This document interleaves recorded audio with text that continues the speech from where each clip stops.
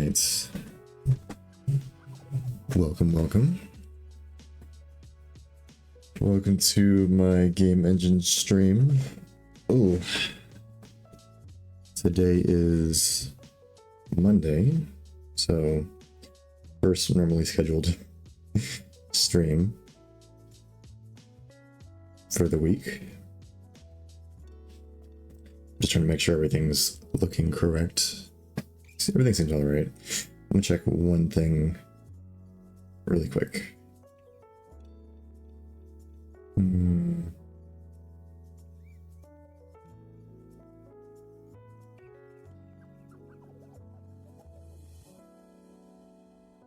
Yeah, let me do a... Oh, do I not have chatty on? Yeah, I was like, it seemed quiet. Okay, there we go. What's up, Ethan? How's it going?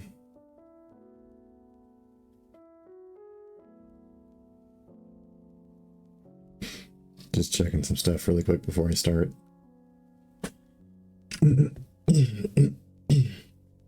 Ooh. Alright, so let me go ahead and show where I'm at currently.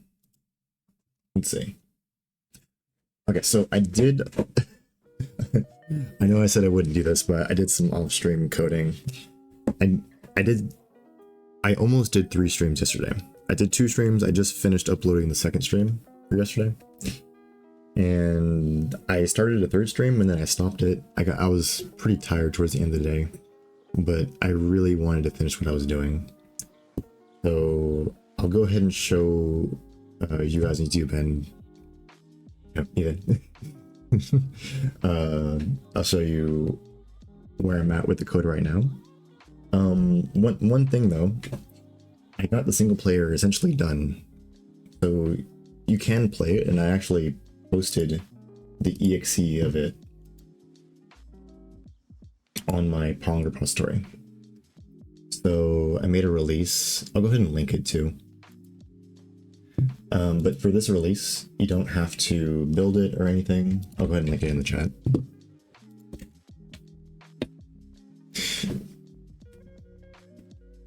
Yeah, so hopefully it doesn't, how do I say, the only thing is sometimes it registers as a virus. I mean, it's not a virus, it just has networking things. But usually if you build it yourself, it doesn't register as that, but when you download it, sometimes it goes, what is this exe? I don't have any digital signatures on it either, so I gotta figure that out. The bird, meow. But yeah, basically it only works on Windows. You can download the zip, right? And then just extract it and run the exe. And yeah, so this export of the game, you can play the full single player, and I tuned the AI a bit for each level, so you can try it out if you want. So yeah, let me feel free to try it if you want to, and let me know like what you think if I should tune it a bit weird. The first level does seem a bit too easy, in my opinion. So yeah. So yeah, you can go ahead and download it and try it if you feel like it. Again, it might register as a virus. It's not a virus, just trust me. But if you don't trust me, I understand. But yeah, I'll go ahead and show it right now, what I currently have. But yeah, Pong 0.1 kinda, I don't know, it's just a test build, so.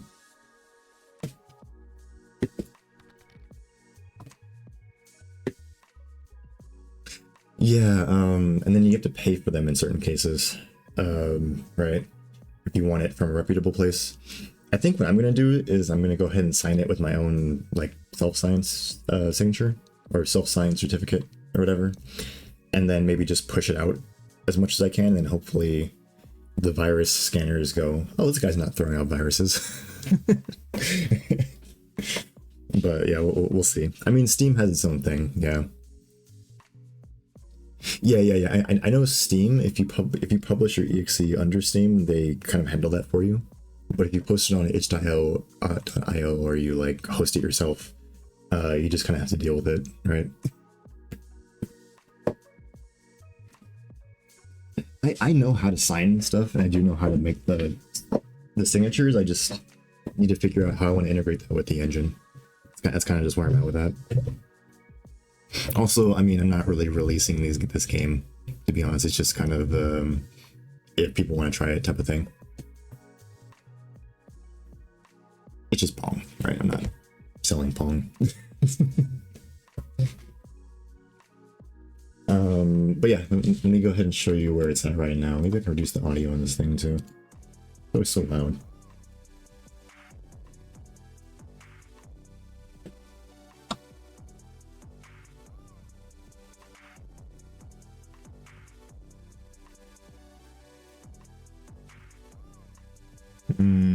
Yeah, let's turn that down. I was just turning it down over here. All right. Let me go ahead and make this full screen. Yeah, oh yeah, maybe I should have warned you about that. I'm sorry. Yeah, also, yeah, the bird, if you ever feel like running it, the audio is blaring. I will add better audio controls in one of my next games. I gotta look over the OpenAL API a bit more.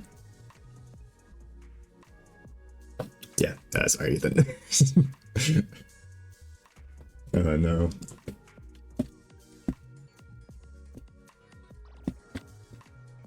Oh shoot. Actually, maybe I'll just run the exe. Let me try that. Where did I build it anyways?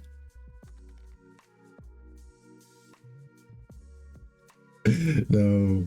No. We gotta protect our ears. Oh, now I feel bad. Yeah.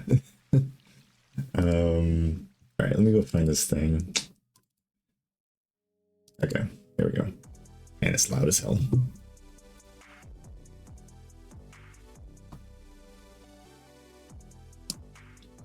There we go.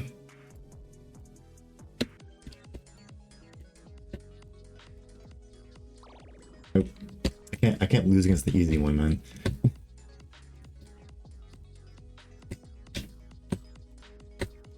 I have yet to beat the final level. I made it so he is beatable, like he's not infallible, but yeah, I don't know, it's tough. Sometimes the pedal just doesn't try, it's like, eh, you got it, bro.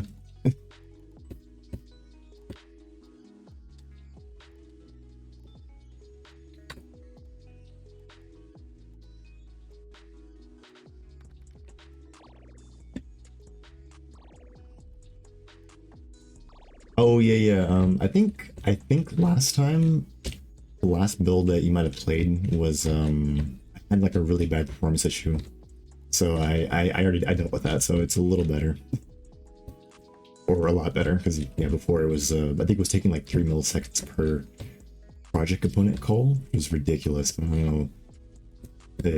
Yeah, it was doing IO calls like every time it grabbed a field.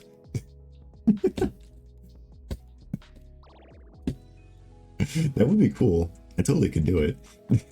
But I'm gonna see. I think I'm gonna add complexity as I make more games, I guess. But you know what? I did have that idea for my breakout game though. Like have 3D shapes, but then still work with the 2D physics. That'd be kind of sick.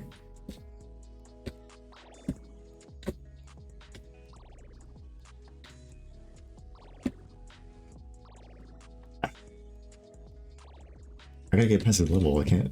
This is way too close for this easy ass. Oh my god. No. I'm even with him. This is ridiculous.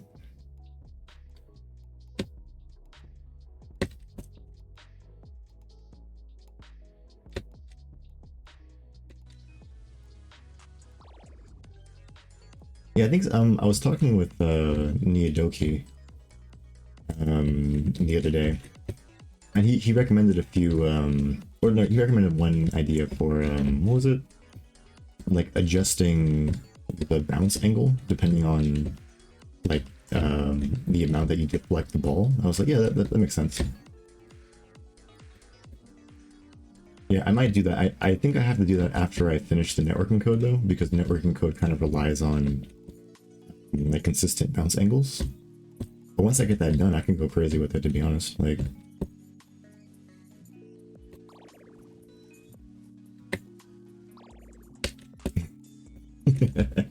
in VR. Imagine I say screw all the other ones. I'm just gonna go. I'm gonna make the craziest Pong game you guys have ever seen.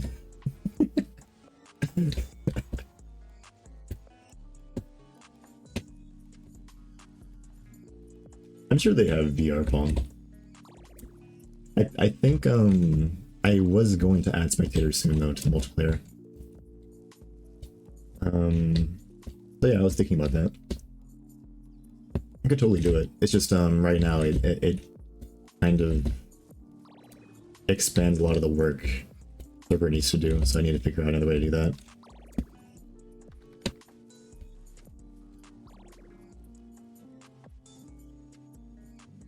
Like a VR set? Nah.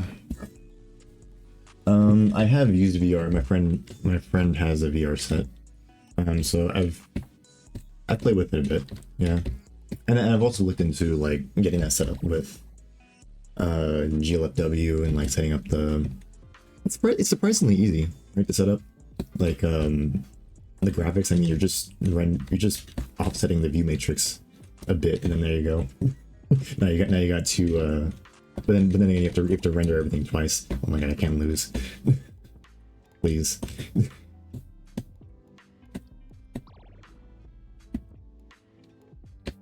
Oh yeah, I know. It's very, very simple, right? Yeah. Yeah, that's by design though. Oh shoot. But yeah, I'm thinking once I fix up the networking. What is it? I might add a few more features just for fun. Ah. Oh. Yeah, but yeah, like there's not much variety, right? Like there's no power-ups, there's no like extra visual effects, there's nothing, what is it? There's a lot of ideas you could probably go with on this, actually. A lot of random game modes too you can add to this, now that I think about it.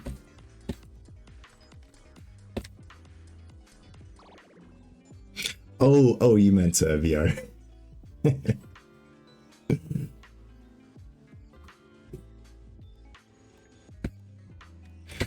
But yeah. What was it? I'm sure they have VR Pong. I'm pretty sure they have VR Pong. But it would be a good test game for VR though. I know. What is it? It's just I don't know if. I think I looked at GLFW. They don't have like base support or what is it called? VR. You have to kind of like figure that out yourself. Or do they? Actually, maybe they do. I don't know. I guess I didn't read into it too far.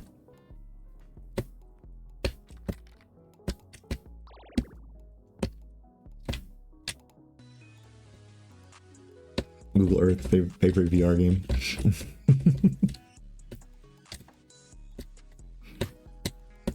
Feel that. You know what? Yeah, I think I probably have the most hours in that.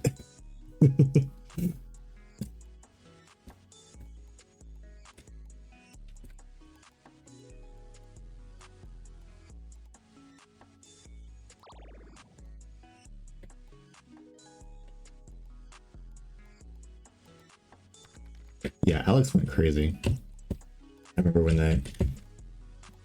they first showed that everyone was wilding.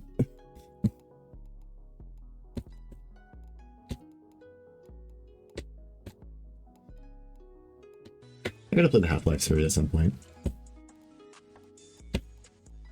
I know the story, but that's about it.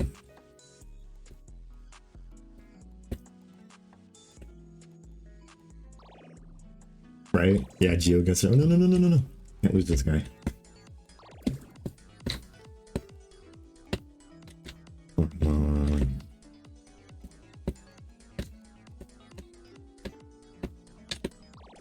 Bruh. Okay, come on, come on. Jeez. Okay, this one I can't beat.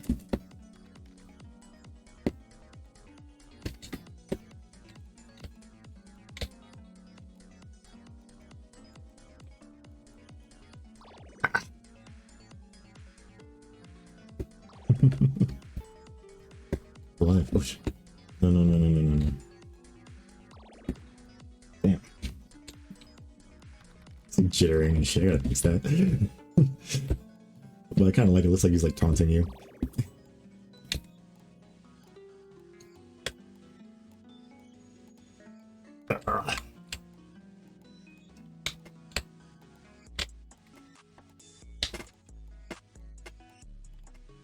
No.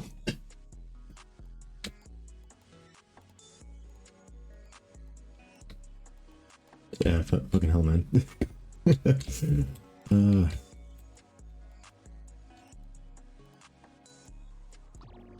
Damn.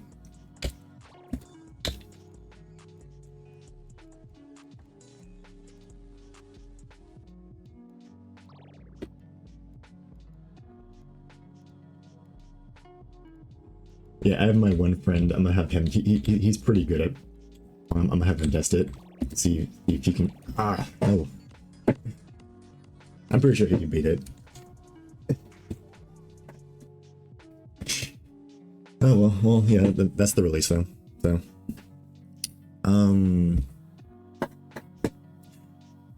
I will make some adjustments to it, but basically, I can kind of show you how I set up the AI for it. So this is level 1, right? So the easiest level. If I go to the player 2 and I go to AI behavior profile, I have these like numbers, right? So basically they're from 0 to 100. And then yeah, it's just a ratio. So like basically for this one's a deflect ratio. If it's 0, then the Pong ball never deflects. If it's 100, it always deflects, or it will always attempt to. This is the dashing ratio, so you know it will attempt to dash 20 out of 100 times, right? And then on target ratio. So this one is the actual implementation is a little bit more complex, but basically it just divides out into, okay, either this is a good choice versus a bad choice, right? And then if it's 0, then it's never trying to focus on the target. If it's 100%, then it's always focusing on target, right? And yeah, you can just mess with these dials and then kind of get them like different AI. So if I do, let me see if I can remember these.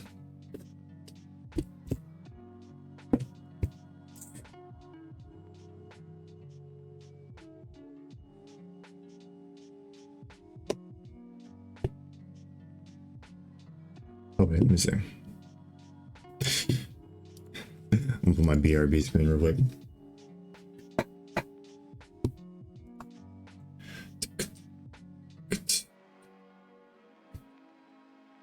Right. All these captures, man. I'll put it back in a second. I'm just.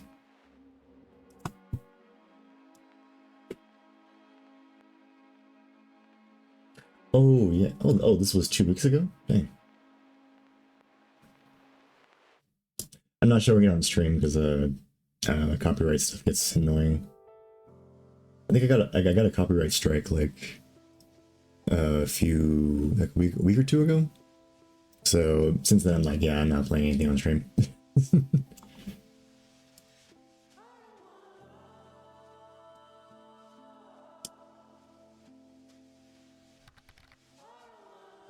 Yeah. At this point, I'm just like, yeah, I'm just not gonna even allow that. That's why I kind of changed my music to doing the what is it called? Or the chill hop. So I never get copyright strikes on the music. No. Nice.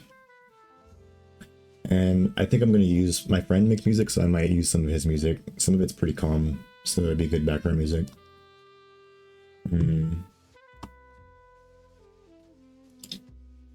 Hey, they have a whole documentary covering like all of it. That's cool.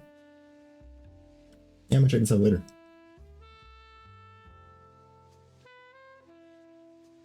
When's Half-Life 3 coming back? All right, let me put the screen back. There we go.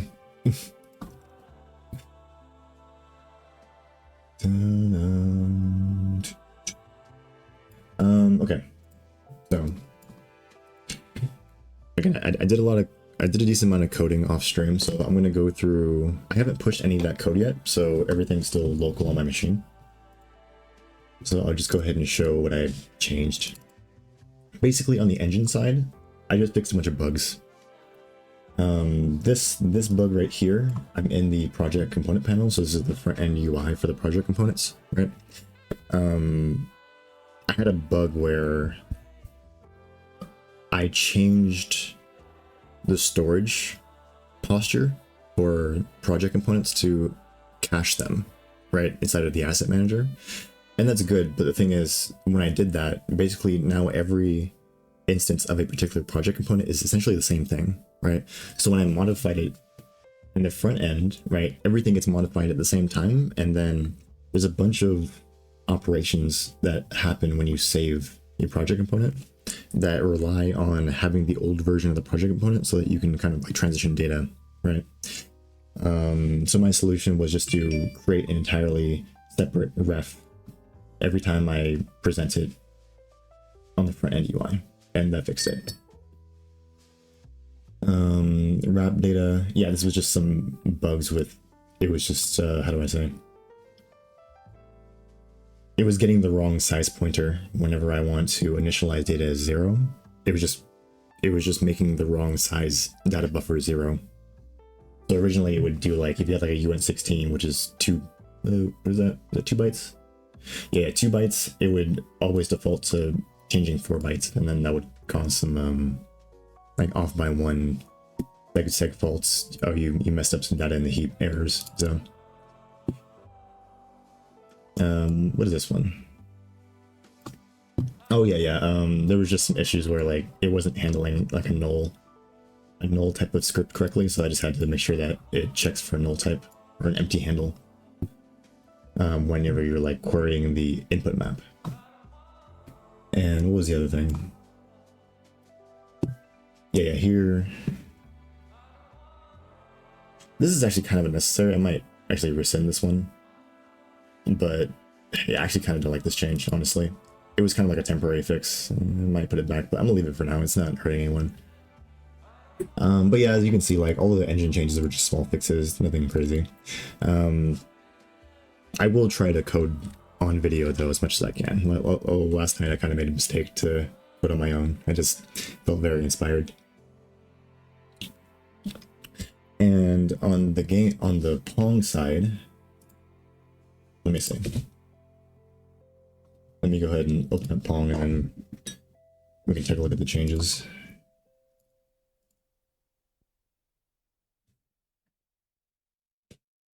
So if I open up the terminal, cd out, get packets. All right. So online runtime 2 UI AI behavior profile. Ball single player collision end. Okay, yeah, yada yada yada. Single player changes. Project component. So some of these project component stuff, this was just going along with some of the engine changes I made to just make everything work. The only major changes I made on the Pong side was adding this behavior profile and then linking it in with, how do I say? Linking it in with its like usage points, right? So I'll show an example. If I go to the ball, whenever it has a collision, we have this ball single player end, right? So this, you can kind of see it's a collision, right? So it's on collision when the ball collides with something. This is after the end of the collision, right? And then this is only in single player mode, right? So if I scroll down, you can see right here, we check if the other entity tag is player 2, as in the ball collided with player 2, right? So in this case, it basically runs a random number, right? It generates 1. And then based on this AI behavior profile, which is just a component attached to this player 2, which actually, think about it, should be the AI. Oh, no. It makes sense on player 2. Yeah. My bad. I misspoke. The AI is attached to player 2, so it makes sense the AI behavior profile will be on player 2. Yeah. So it checks its target rate on target ratio. And then this can be from 0 to 100, right? So if it's at 0, right, that means it's never on target. So it will always route over to this area where it will just randomly seek to the top, move to the bottom. It will avoid a ball, or it just won't move. Which, depending on what you're doing, can be bad or good.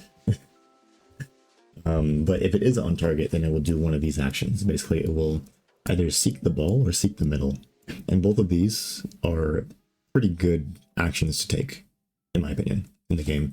If the ball hits the AI player and now it's going back towards this other player, you want to either situate your paddle in the middle, or you want to, how do I say it? Just follow the ball's location, and then you're usually in like a good position. You're kind of setting yourself up for a good spot, right? And then the other one's just being random actions. I mean, you don't know what's gonna happen, right? And then there's just variants of this. So if you go to the right, right?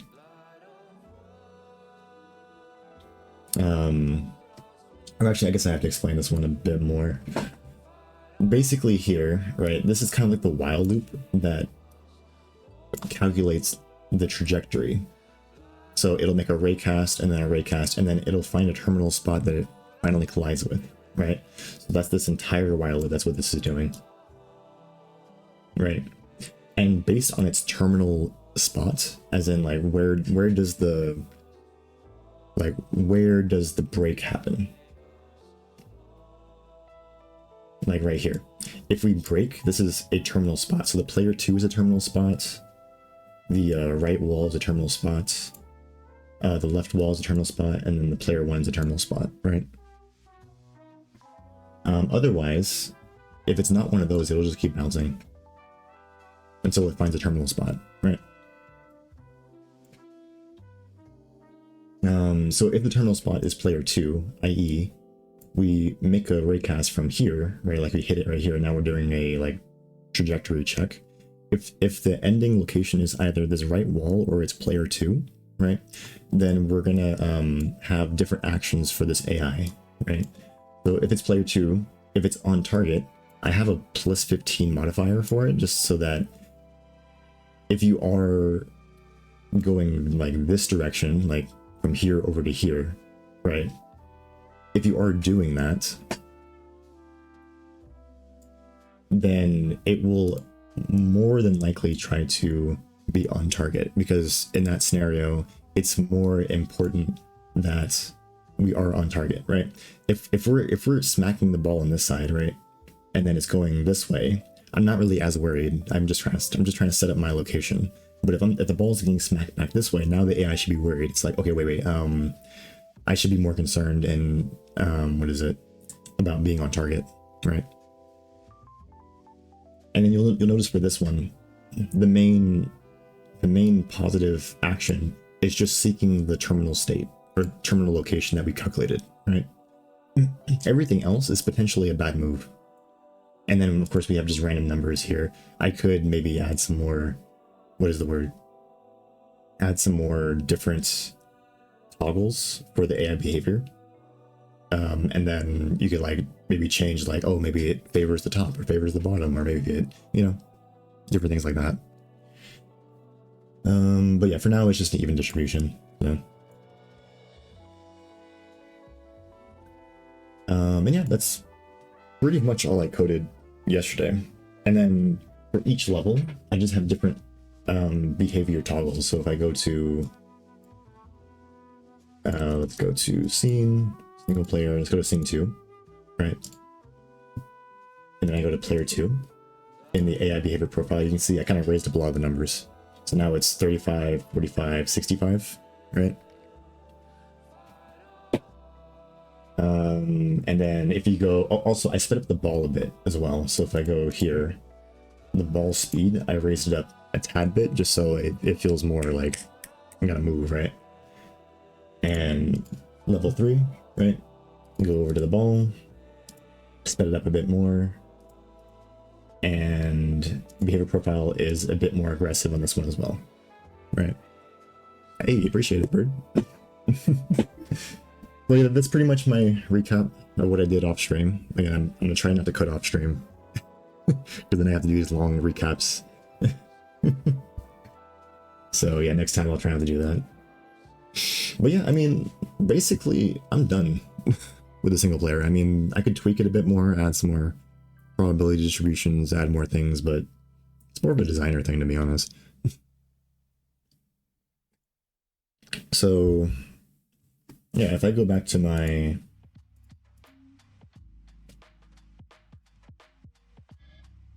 progress board,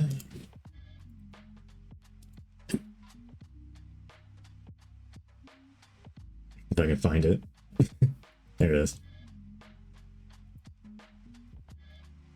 All right, so I'm gonna say done, and I'm gonna say done. Right, at its base level, done. Right, so now I can move on to these last bits. This was an extra little extra thing I was talking about with Neodoki. So I might add this later. But yeah, I can go ahead and get rid of this. Maybe just rename it.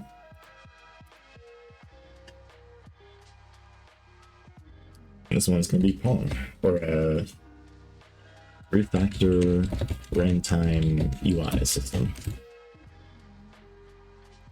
And then yeah, I'll have some people test out the game, and then I might mess with some of the dials and whatnot. And then if anyone has any ideas about it, either on YouTube or here, like if you want to play it, just let me know.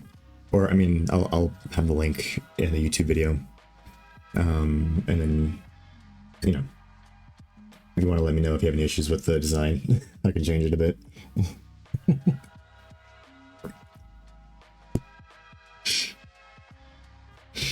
But yeah, okay, so now we're gonna start working on this runtime UI system, and I have a lot of things I want to do, right? But I also have a central reason why I'm doing this. So I'm doing this as a support for the networking issues, right? So in here, I'll go ahead and add a few little extra bits. First thing is fix up maybe refactor sessions. And the other thing is fix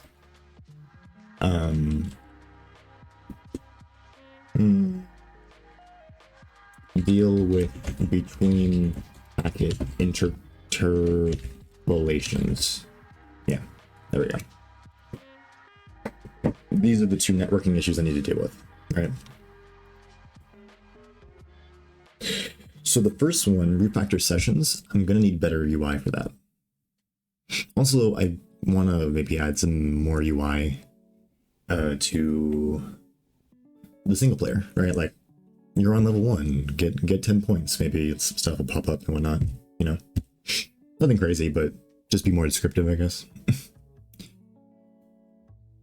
But the main reason, again, is to refactor sessions, because the idea I have in my head is I want to have that online multiplayer button in the main menu. You go down to it, you click it, and then you select a server, right? You choose your server. It'll be like a server list that's already provided to you.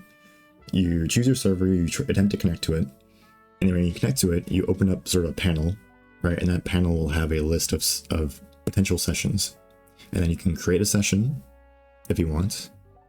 And then, you know, CRUD operations, right? Create, read, update, delete, whatever. Do what you gotta do to the session. And then I wanna make sure inside the UI I can go and handle that. Yeah, and in order for that all to work, I'm going to need a lot more stuff. Also, another thing for the UI, I just want to make it more resizable and cleaner, right? And there's just a few things I need to deal with that. That's just kind of a separate thing I want to get done. But it'll just make the whole thing look a bit more professional, I guess. But yeah, main thing, I want to be able to make this whole sessions thing going. right? So that's why I'm doing this. So actually, I have a few things floating around my head, but I haven't written them down. So let me start thinking of things I need to deal with this UI system. The first thing is give it its own panel. That's something that's been irking me for a long time. It needs its own panel, like its own dedicated panel. Like you open it up and then the UI editor is the entire screen, right? Not this like, oh, it's in its own little section and then, you know, no. It needs its own panel. It needs its own viewport for editing the UI by itself, right? That's the first thing. And I'm going to break that down into a few different things as well. And that's going to be preparation on my end for a few other ideas I have in the editor. Okay, so that's goal 1. Goal 2.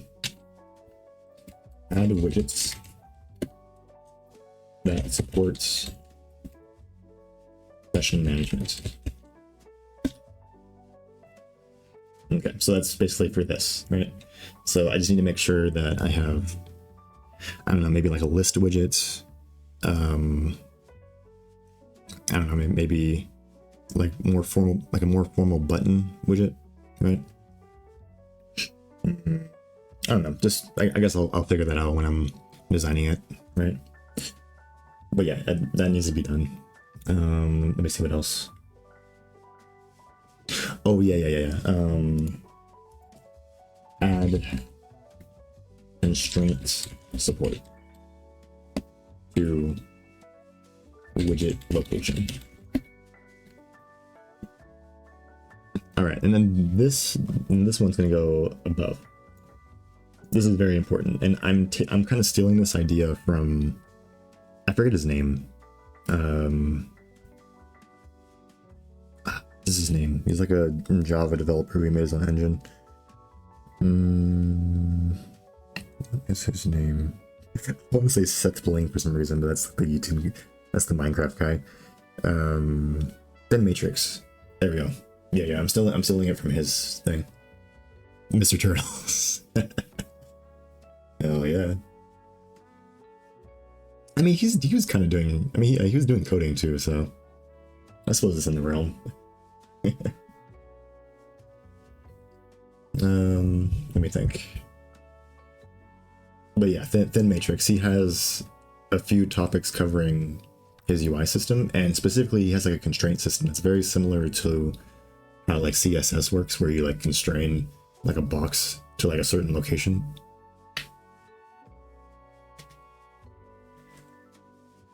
Oh wait, I thought you were talking about like an icon that he uses or something. I was, okay. I don't know, what is Mr. Turtles? Like you knew who I was talking about. Oh, okay. Wait, do you know who Seth Bling is though? He said no clue. He's like an old like YouTube guy. Who's this dude? Oh, he showed his face. Yeah. I'm dead. Mr. Turtles. It's like that old, what was that? What was that old meme with the I like turtles kid? Okay, dude.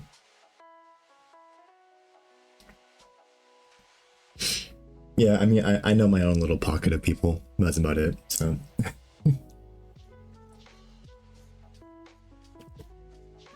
I guess that's just the internet in general nowadays, isn't it? I don't want to show his video, but let me see if I can find. Oh, I clicked recording on accident. Let me see if I can find him real quick. Oh, okay, you know him for sure. In Matrix. Okay, there it is. There he is.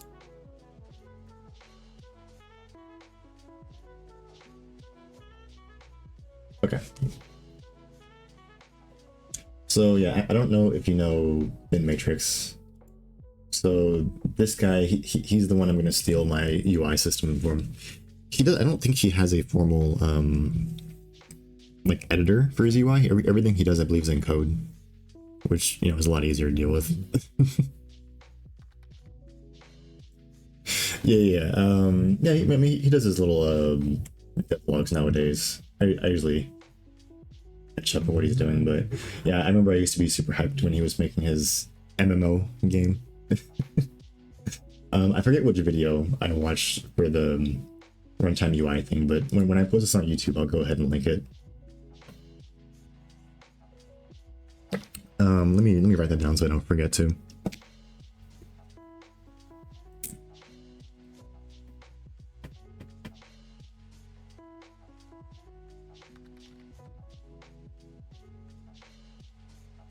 Oh no, I know Simon Dev. He's really good. Yeah, I remember he made that little, what was that one video? It was like MMO from scratch. How do I say? Like in like a day or something. He just built it real quick. That was really cool. But yeah, I like his shader work.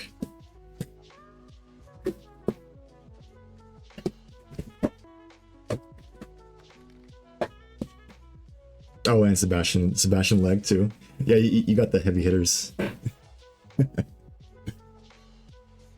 Sebastian Leg's concepts kind of go over my head a little bit sometimes. So, but it's because like a lot of his stuff is very like higher level stuff. I need to get into that at some point.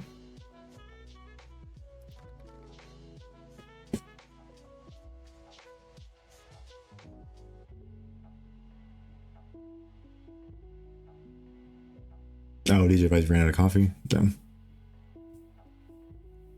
I mean, I feel that I got my coffee. I needed it.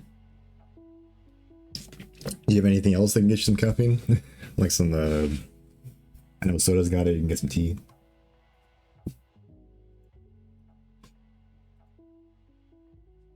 But I'm trying to think. Yeah. Anyways, I'll link that later.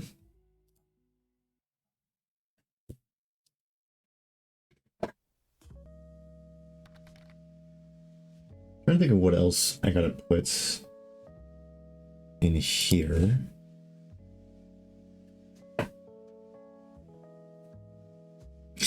I don't know, that stuff. I used to do it when I first turned of age, right?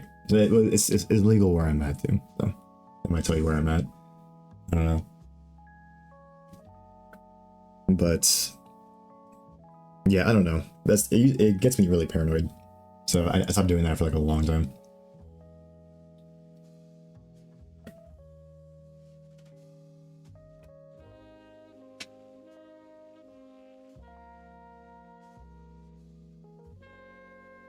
But I do know the what is it? It does have some good, what is the word? Helps with certain things, yeah. Especially depends on the way you take it.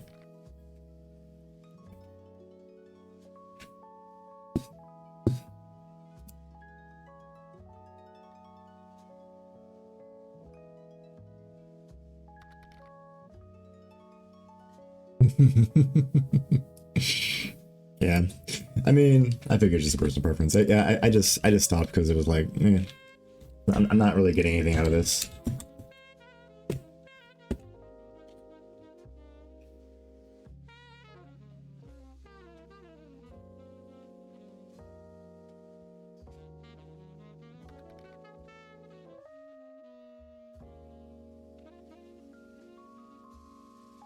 Oh no, DJ Vibes is talking about weed in Germany. I guess we're talking about illicit things depending on where you're living.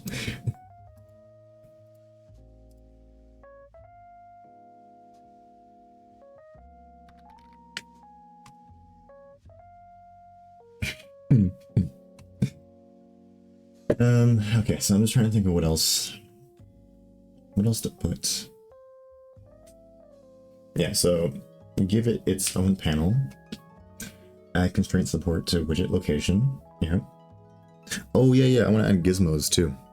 Gizmos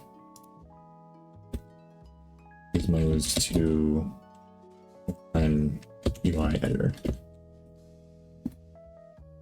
Yeah, so you like drag and move the widget around. That'd be nice. Yeah.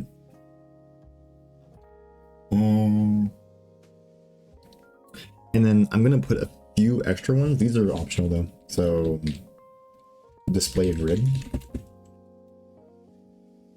and selected widget debug lines. Right. So like if you select a widget, like it'll outline it so you can see what's happening, right? And then a grid so you can kind of space things out appropriately, right? But these are optional. I might not go that crazy with it. It's not that hard for me at this point, but yeah, I don't know.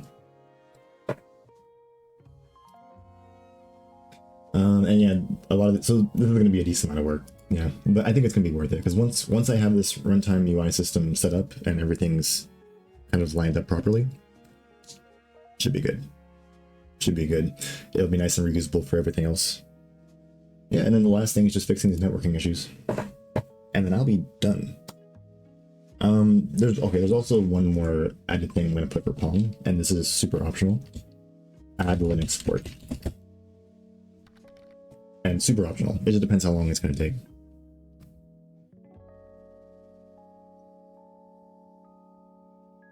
We got people speaking German in the chat now.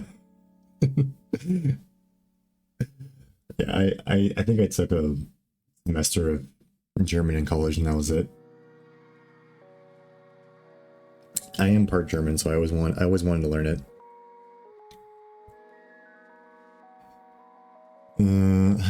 How do you say?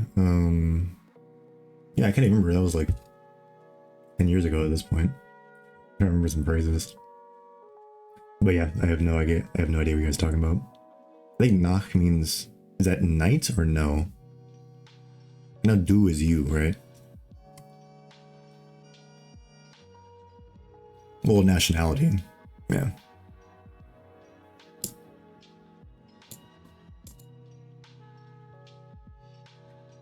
Just depends on what you're talking about.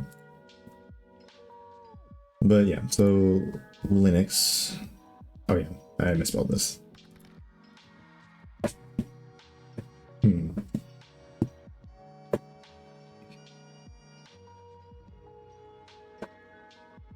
Support.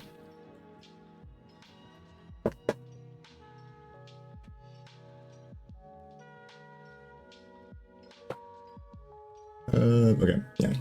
So this might take some time, right? If this is too much, I'm not going to do it, right? It just depends how long it takes me.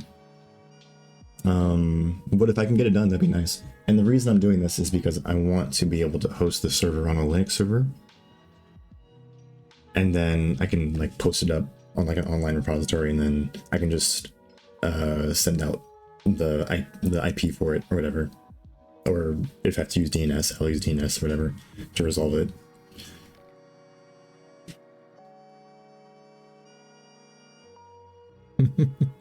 Oh my. But yeah, so yeah, this one's super optional. The rest of these, yeah, these are definitely required. And after this point, basically the networking should be good, and then I will be able to host it myself. So if you guys want to play, we can try it out. And then yeah, I'll just move on to Snake. But yeah, a lot of this stuff is going to be me ironing out kind of like baseline features, right? And then yeah, Snake, I don't intend on adding any new engine features. Like I'll add some fixes and whatnot, but Snake, I'm just going to make the game. I'm not going to worry about engine features. So hopefully that'll go by pretty fast. Let's see. And then yeah, after Snake, I'm going to do a more formal release of the engine. And then Breakout, I plan on adding a bunch of like additional features. I plan on adding particles. I'm going to add better physics support, better audio support so it doesn't bust out everyone's ears and crap. Again, sorry, Ethan. What was it? Yeah, and I'll probably add some more easing functions to make everything feel better, I suppose. And then just move on from there, you know. So yeah, that was my extra long intro for today, but kind of necessary since I'm working on a new system. So I think the first thing I'm going to work on is, before I even do any of this, I'm just going to go look at my runtime UI system and just try to remember how it works and maybe refactor it a bit. Let's go ahead and close this. And let me go take a little look-see.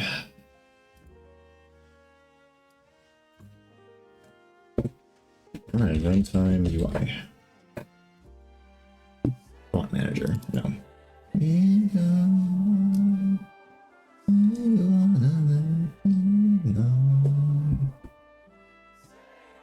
All right. This is the wrong place. Wait, runtime UI. There's a it's a for declaration. That's why. Here we go. All right, so let's go ahead and remember how this works. So we have widget callbacks. Currently, I only have an on press. This is probably where I'll store maybe like mouse click events too. That could be a nice addition. I might add that. Like maybe right now. I don't know. We'll see. But yeah, this is basically where I store all my scripts that are associated with the widget. And these are just generally speaking. UI callbacks. So this is just, say if you're in the runtime UI and then you're moving up and down, this function gets called, right? So you can play a sound or do whatever. That's how I get that working. And then I use the enums for the different widget types. I don't actually support most of these. I only support the text widget, so I gotta figure that out. Yeah, some direction pointers, sure. This is just cardinal directions and whatnot. Which I probably want to refactor this a bit. Yeah. This is not going to be an integer. Widget. Okay, so I have a widget and I am using polymorphism to set this up. So a little inefficient, but I don't know. I think it's the simplest one I can think of right now.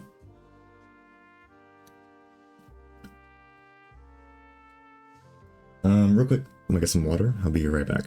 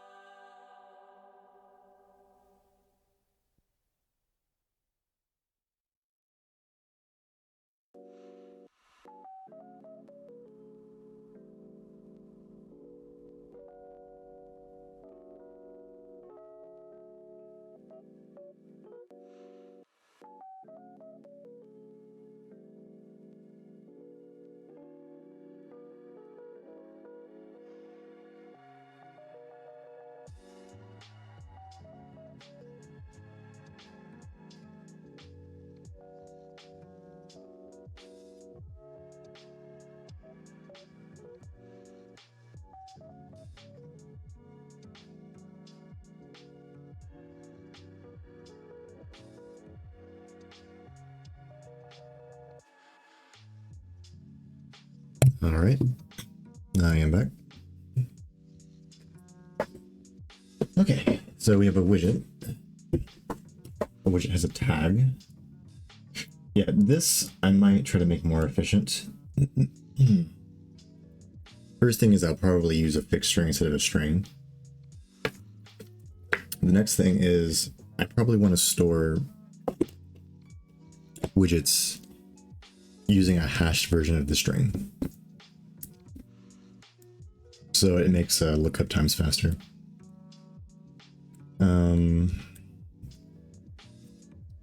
Yeah, let me write that down really quick when I come back to that.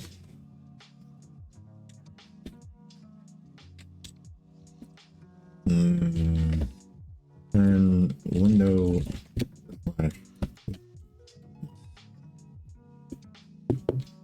hash window / widget names and a little optimization.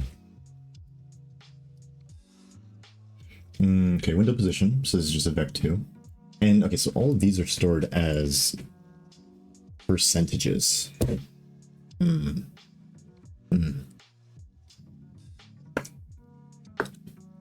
Which is cool, but this is going to be an issue once I start adding the constraint system. So I am going to have to think about that.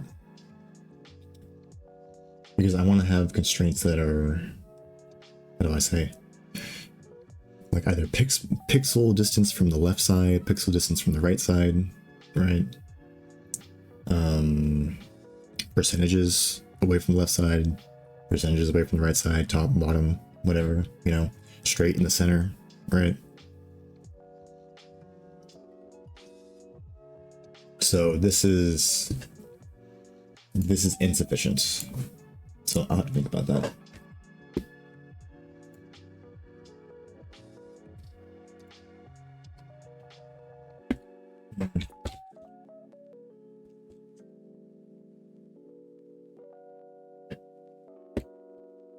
Okay. All right, so we're storing the background color and the active color. Okay, and then this is kind of like a blip thing, right? So, or a current and previous, right? So the active color is what's always being drawn, and then the default is what gets set back to, right? So you can like swap them at different times as needed. Yeah, I gotta think about that. Okay, well, anyways. We got function pointers, right? And then this is just this, right? So this is all the on press and whatnot. Widget types, okay, this is just an enum of what type we're at, of the underlying type, right? And then direction pointer. Again, this is a number. I probably, you know what, let me write that down. Change direction pointers is something more efficient. It's not even the worst performance thing, it just irks me the way this is. Like, I don't know. Yeah, like it could use an enum.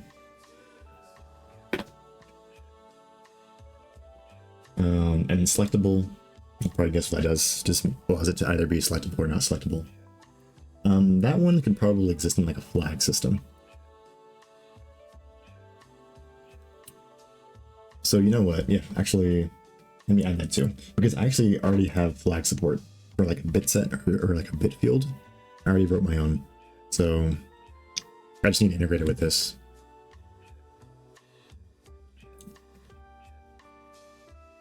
So where's this? A lot of little changes. I'm not gonna worry about these ones exactly right now. I think a lot of the refactoring is gonna happen when I look through the CPP file. I'm probably gonna clean up the implementation a lot.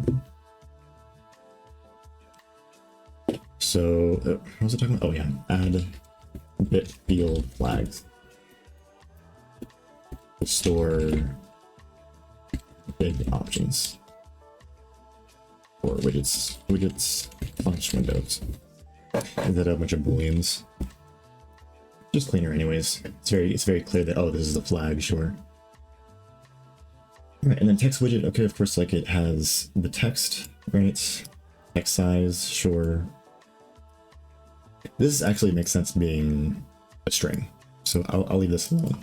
But the ones that are like identification, these ones can be a fixed string. I can fix it to a certain length and then just go from there. But yeah, you would expect a text widget to have text, right? It specifies the text size. We have a boolean for centered, so again, probably use a bit field if this gets complex. Text color, I guess you specify it per widget, huh? MCH, Pong.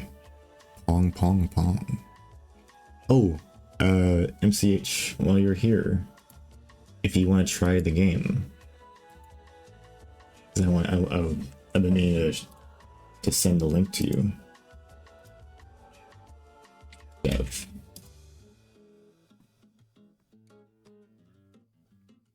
So you can play through the full single player. I'll go ahead and resend the link.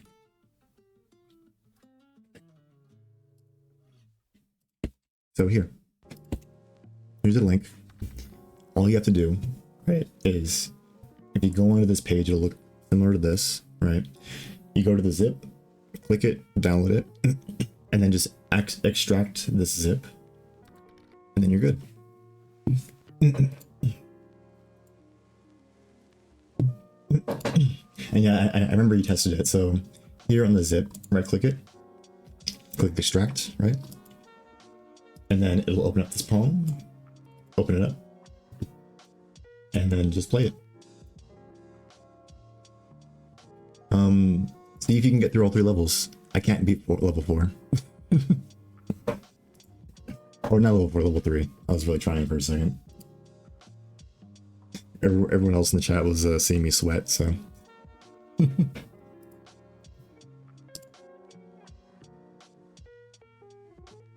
Okay. So let me get back here.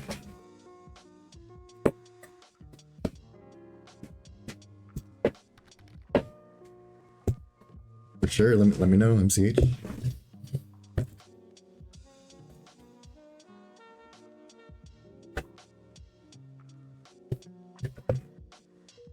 Alright. So yeah, the only notes I have this one is maybe the bit flag here. The text color, I suppose you could have one per text widget. That makes sense. So I'll leave it alone. Ooh. Text size, yeah, this is a fairly normal text size.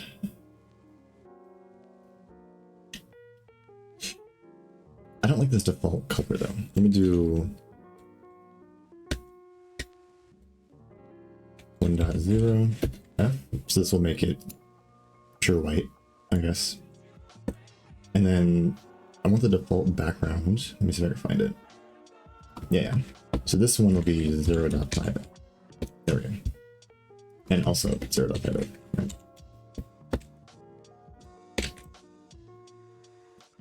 Okay. That was some issues I was having the other day. The default numbers are weird.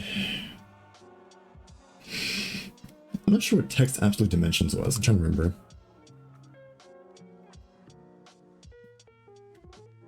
What was that? Text absolute dimensions.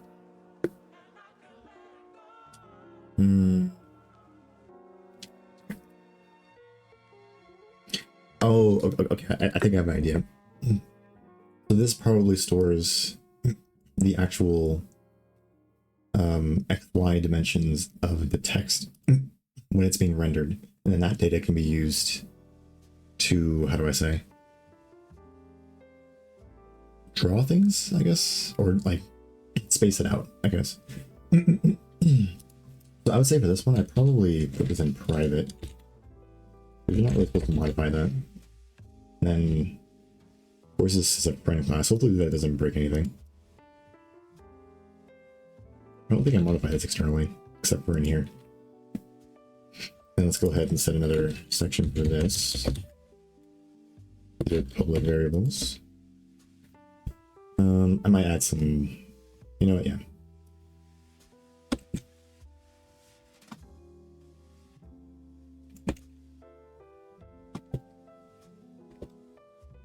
All right.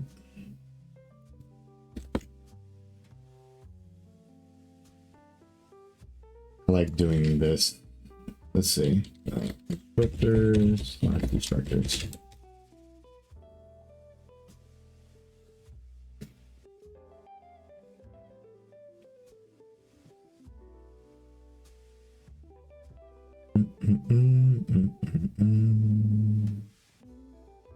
All right.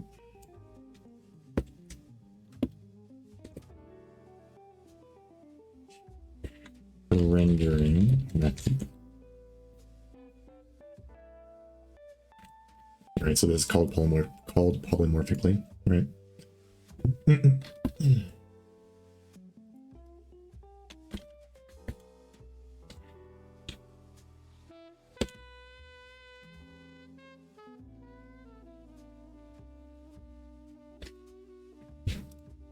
Okay. Again, a bit set would be nice there. I don't know. There we go.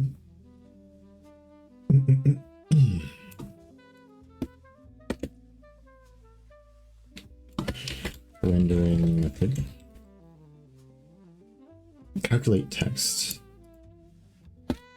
size. So, what does this one do? I always forget.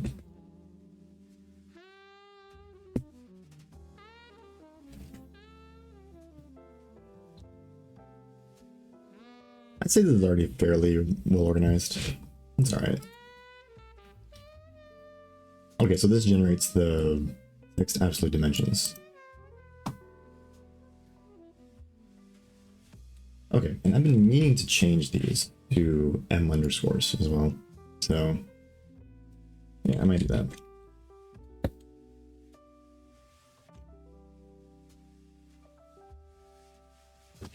Where is this? This one probably say the same. Yeah, the strings I'll leave alone. Yeah. All right. Text centered. M underscore text centered.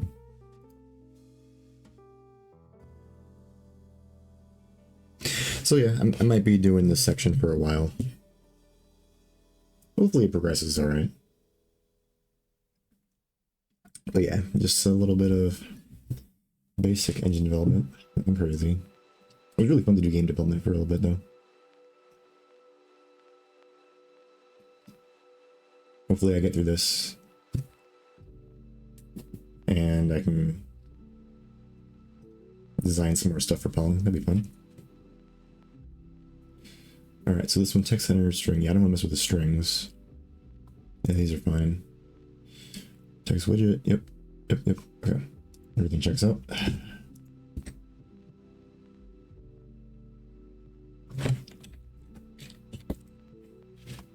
Text color. Okay.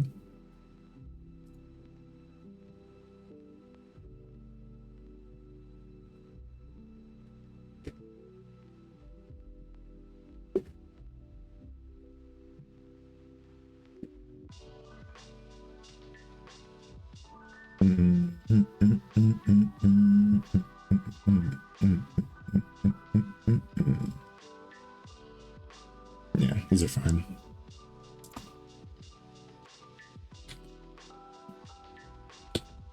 Underscore text size. Yep. I really should transition this to being more like pixels, or should be maybe like an integer might be better instead of a float. I don't know. I feel like it's a bit confusing that way, the way it is currently. But I don't know. I gotta figure that out.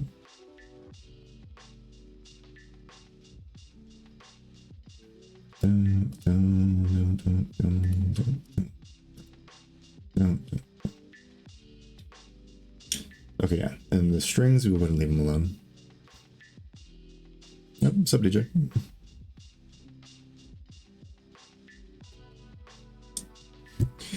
Just doing some UI stuff right now. Probably be doing it for a bit.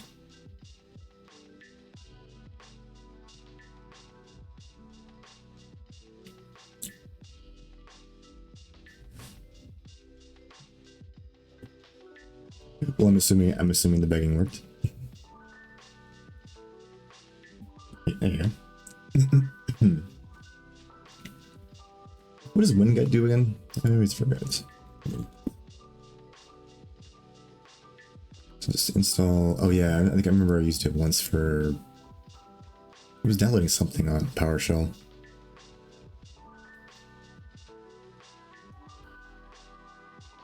Right. Okay. Yeah. I think it's coming back to me. There we go. So.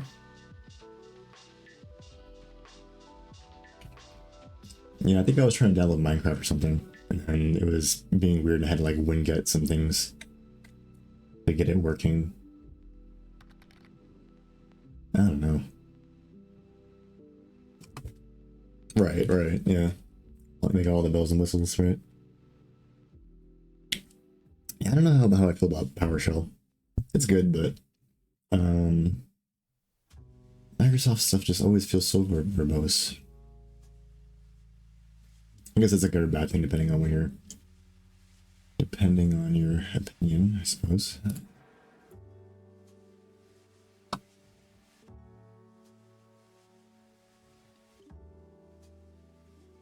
Trying to see if there's anything else. Yeah, this looks right. I might try to compile this soon and just see if text is that might be it. Let's see. Oh yeah. Change it to M underscore.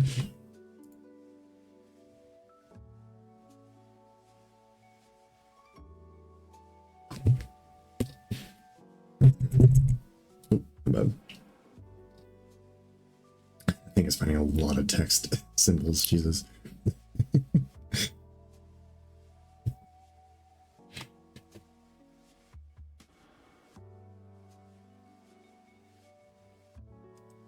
Oh yeah, that's fair. Yeah, more capable.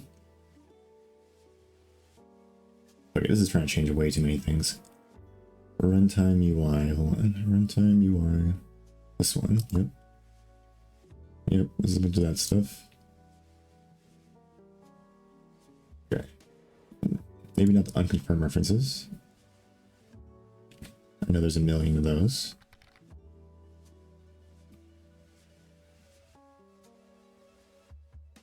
Yeah. Oh my god. Oh my god, so many, they're not mine.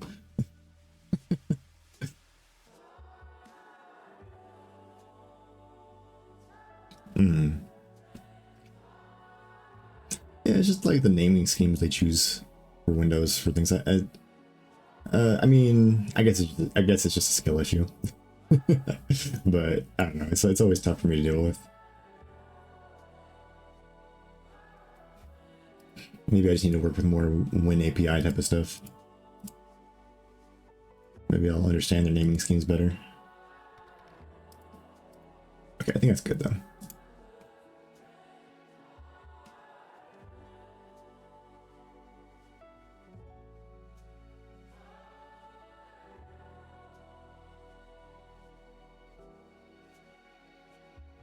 Oh, it doesn't want you to run in administrator mode. That's interesting. Yeah. I mean, I get the security reasons why they would do that, but yeah, it's kind of obnoxious. Okay, wait, let me move this one over really quick.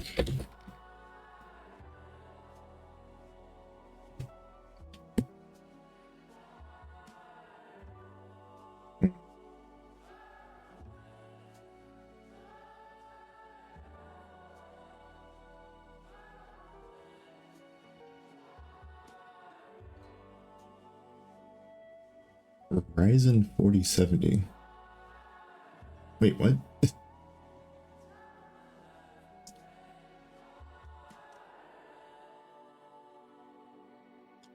Hopefully that's mixing the NVIDIA thing with the CPU thing. Or the new NVIDIA numbering scheme. Let me see. Widget type.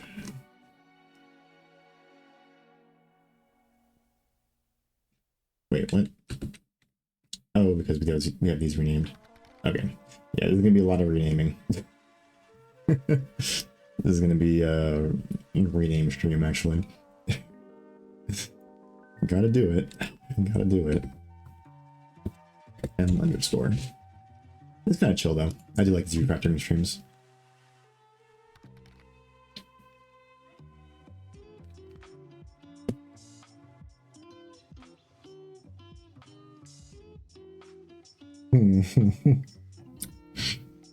Everyone's mixing up GPU and CPU stuff. I guess so. I mean, the internet do what it do.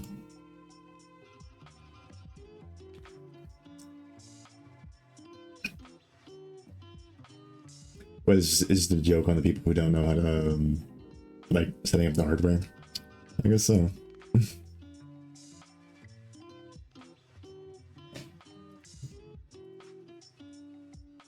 Okay, I think those are the only places that this happens. There we go. I think it's unconfirmed. Ooh, wait. On press, huh? Runtime's UI service on press. Yeah, no. Yeah. Okay, let me just try to build it now. Let me see if I get any bugs.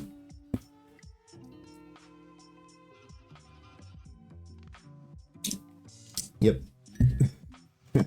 Okay, yeah, this is the one I anticipated being messed up though. Because, yeah, we're accessing a private member from here. So let's go ahead and remove that. I suppose I could make it a friend class, or I could...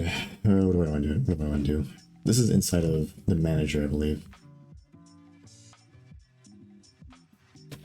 So this is assets user interface manager. Is this a class? What is this? What is a class? Yeah. Do I want to do that? I could just make it public, I suppose.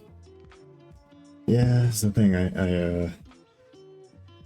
don't know, the whole public versus private thing. I'm like, I don't even know.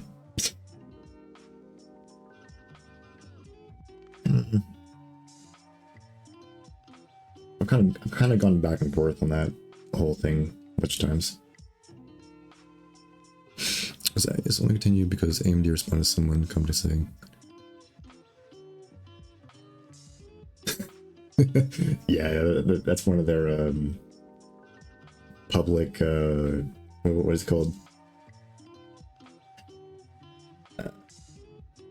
Like PR managers, whatever. They're like, yeah, definitely. Yeah, it'd be like that.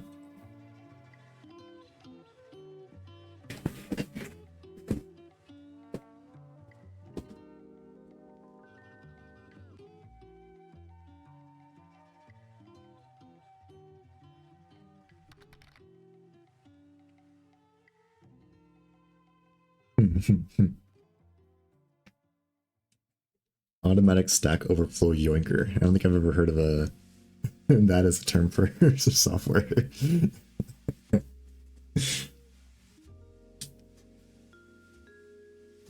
You mean a Copilot?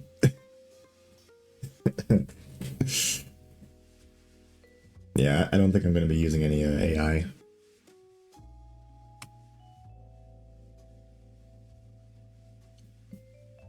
Yeah, I think the big corporations are already kind of ahead of us on that one.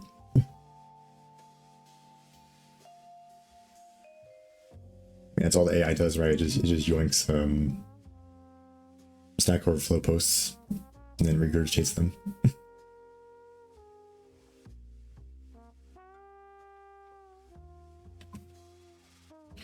I mean, I suppose you can do like a direct one, yeah? Direct yoinker. And then that'd be a good repository name.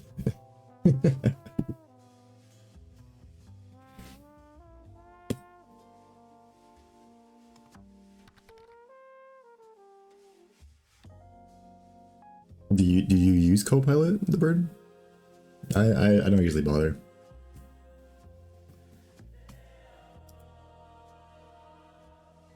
Yeah, student credentials or whatever.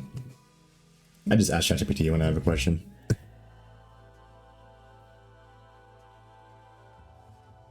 I don't know, is it I mean, if you have used it, is it good?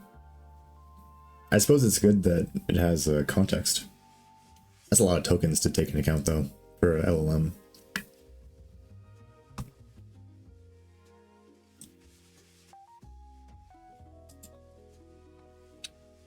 I'm trying to think of what I want to do with this though. I guess I could just make it public. Either public or make this a brand class. I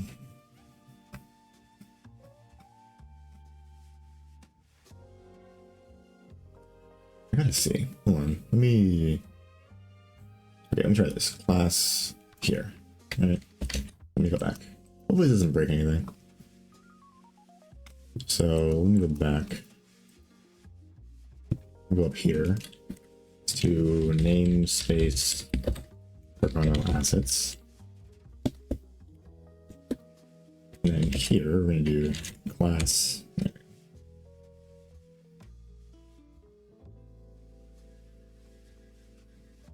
I mean, it makes sense that the asset managers have internal access because they're the ones actually managing the data. Or when it's being serialized, deserialized, and whatnot. Let me see. Alright, so let's do this. Brand class assets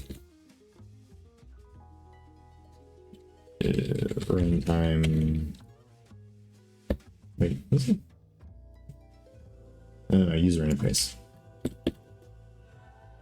user interface manager. Okay, there we go. Okay, hopefully that compiles.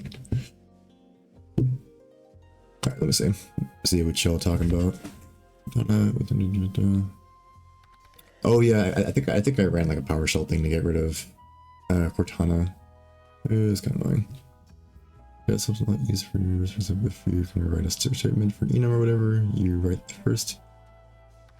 Oh, okay. Okay, so like if you're using like similar code standards, then it can kind of figure it out. Okay, okay.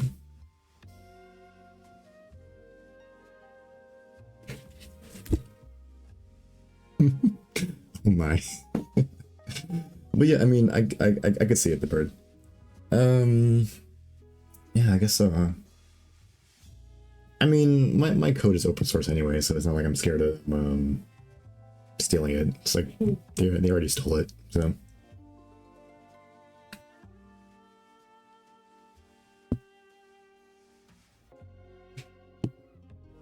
Yeah, I might try it once. Let's see. Let me check something really quick. I'm gonna blink out the screen.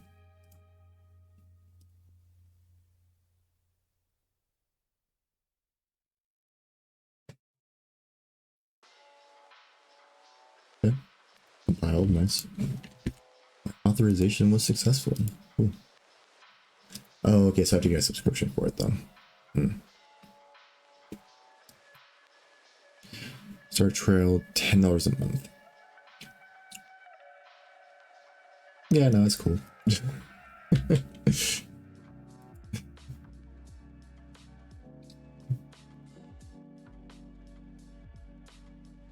But I will think about it later.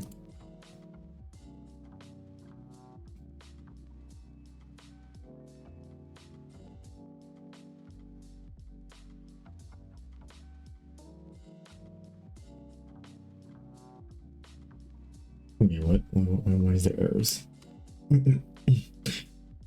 Linter doesn't like me. That's fine.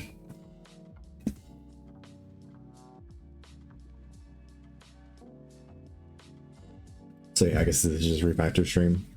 Not chill though.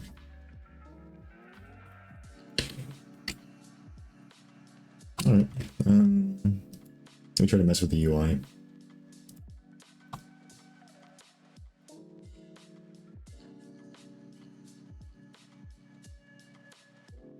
So, also, I want to make, this whole UI thing its own entire panel. So I want it to take up the entire panel, and I don't want the overlay to just go over the viewport. Maybe you could provide the viewport as like an optional background, but I'm thinking it needs its own panel, right?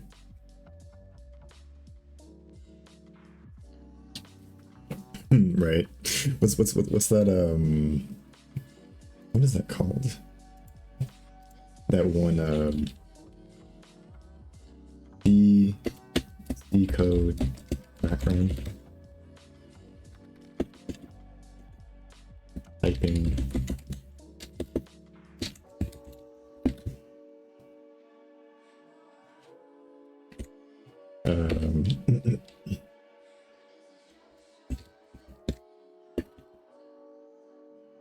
No, I can't remember the name, but it was those like joking backgrounds you put on when like your boss is coming by and you need to have like a screensaver. You have that one where like you just type random numbers and it writes out C code.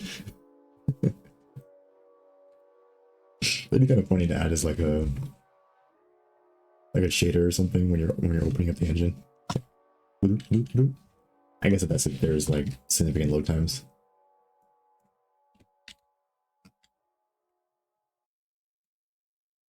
It seems fine though. It seems like all the information is getting pulled out properly. Okay, yeah. Yeah, those like running down numbers in the matrix. I wonder if you can make like a shader like that. That'd be sick.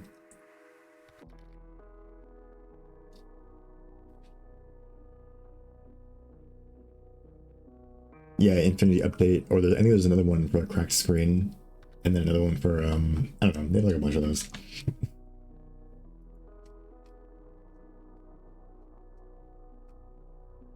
All right, well, everything still runs, so. Really quick, let me just finish up, what do I say, or organizing it. So these ones are with these dividers that I have, that's what I meant to say. All right, so text widget class, let's go with that.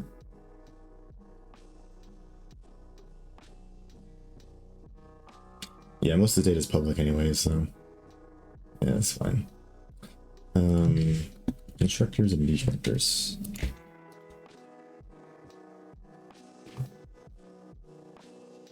Wait, what's going on here? Yeah,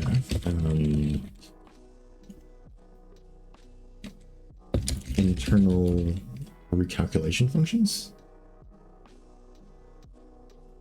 Oh, you got the link, sick. Hey. Oh yeah, it's like a 2D version. That's cool.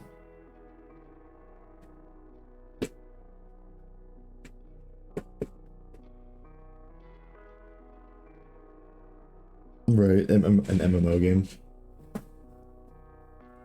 We were, me and the bird were talking about a few different YouTubers. I think one guy, Simon Dev, I mean, he didn't post it, but he kind of had the setup for it. It was cool. I think he uses like JavaScript though, and then like a JavaScript binding or WebGL. Okay.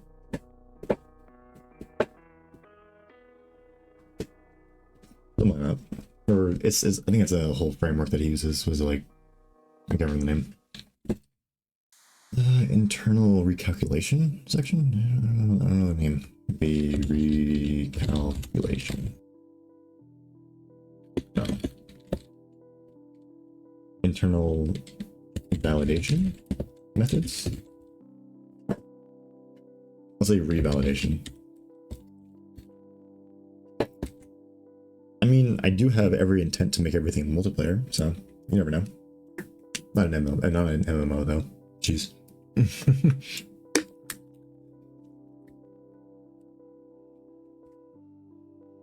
But something with like a decent amount of players, and then like a more persistent world would be really sick. Maybe you have like a 10-player cap, and then you have like a big expansive world you can kind of like go about in. Yeah, that'd be sick.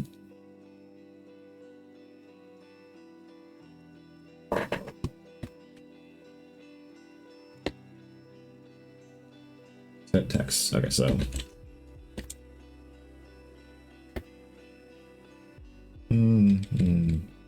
change text. I'm gonna say set it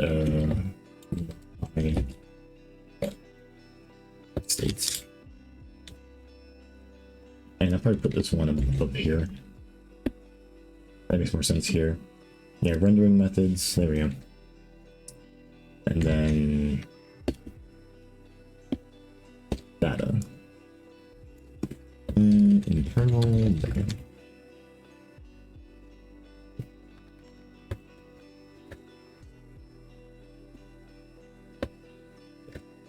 I don't know.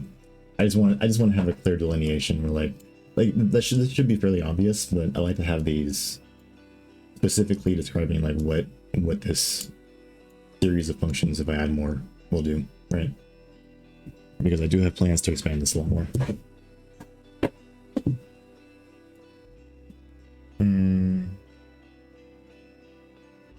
Okay.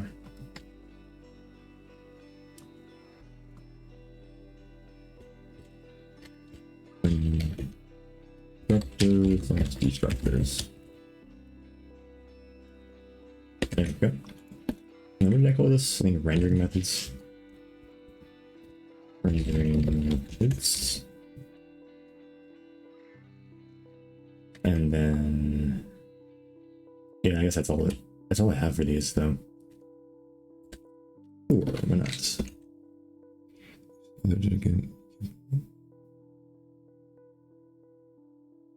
Vulkan or DirectX? Yeah, let's see. Let's see. I do have full intents of using direct Vulkan at some point, so.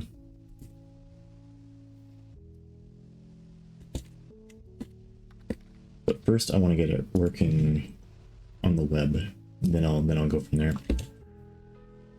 Well, the first thing I just need to fix the learn OpenGL tutorials. That's bothering me.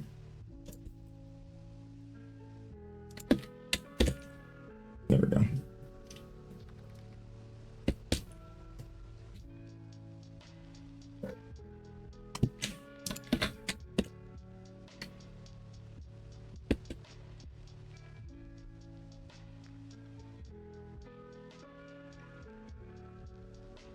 Really? Okay, these are pretty easy.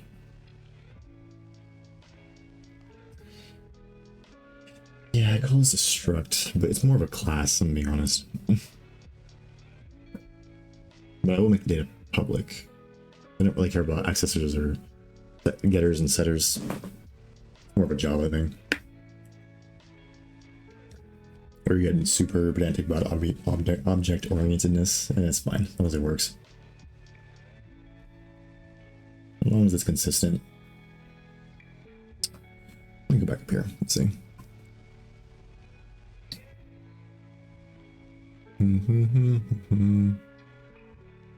Oh yeah, like the little fun facts they have.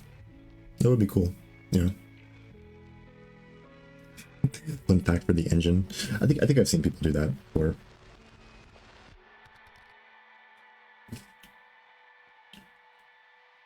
Yeah, I always hear about the Vulkan issues. I don't know. I'm just hoping I can abstract it properly. But knowing the way I write code, we'll see. I kind of want to change this to a class, but I feel like the moment I change it to a class is going to break much of things. Let me see where this is used.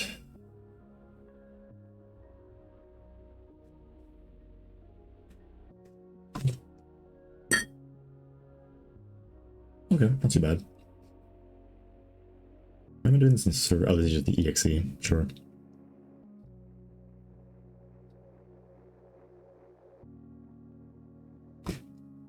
Window.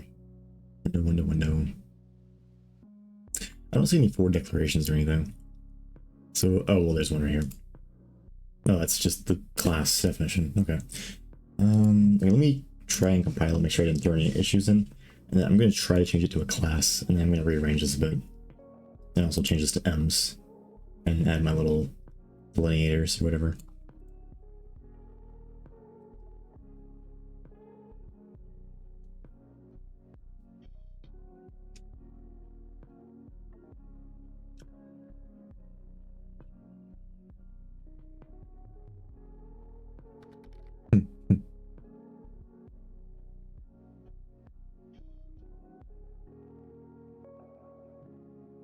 Yeah, that's some pretty like low-end hardware. Yeah, anything with a Pentium that's like one of those like random laptops you get. The Celeron with the Celery CPU.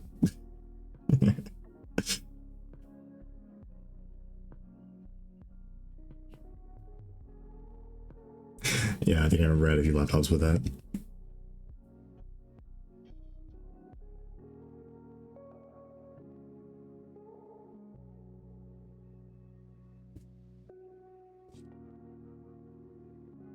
See if this constructs properly. The rest I have to do is this user interface. Okay, I think at some point I did abstract this a lot better. So before this was in a much, it previously was in a much more sorry state. Now it's a lot better. So I'm glad I did that. Yeah, it's like mixing M1 scores. Yeah, I gotta fix that. And then yeah, here's all the service functions. So that's good. And of course we have our little utility. That's cool. Let's see.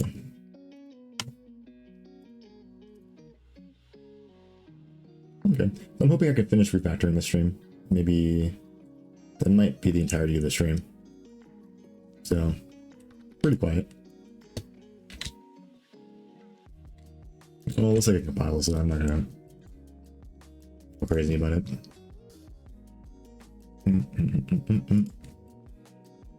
Yeah, this is my general approach whenever I have to like go back and add new features to code. I always make sure I take a look over the old system, I refactor it, make sure everything makes sense, get rid of any like silliness.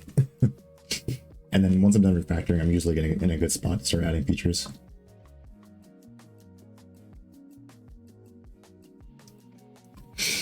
Let's see, but you would start doing too. Reading, get a. Yeah, I mean, I don't have any AMD GPUs, but from what I've heard, people say there's a lot of like issues when you're building games for AMD. Like there's just a lot of weird discrepancies they have. If it's just playing games, I hear it's fine though. But I just know like as like from what I've seen online, like watch the people work on it, it's kind of annoying to develop for AMD. So yeah, I don't know. Not sure if I recommend it. Okay, let's do class. Try that. Alright, please don't break things. I don't know anywhere else where I would need a for declaration from the window.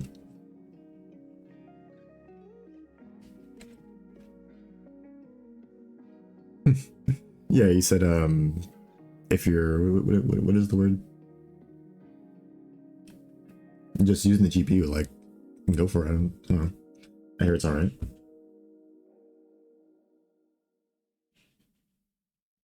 Do I have any personal experience using it? No. So,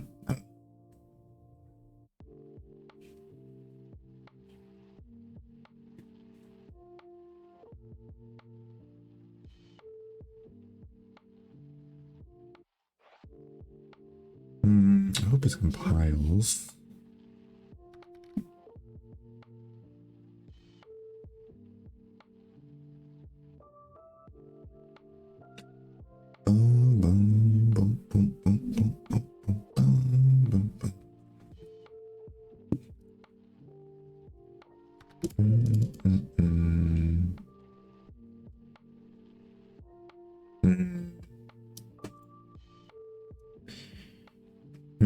I always go for better visual quality than the hertz. So, like, if I had an option for like a higher resolution and maybe like a better type of like LED panel, if you're doing like IPS or whatever, I prefer the visual quality, or like an OLED. I prefer the visual quality over like maxing out the hertz, but that's just me. But also, if you're doing like competitive games, then like that's up to you. I don't really go crazy with the games though.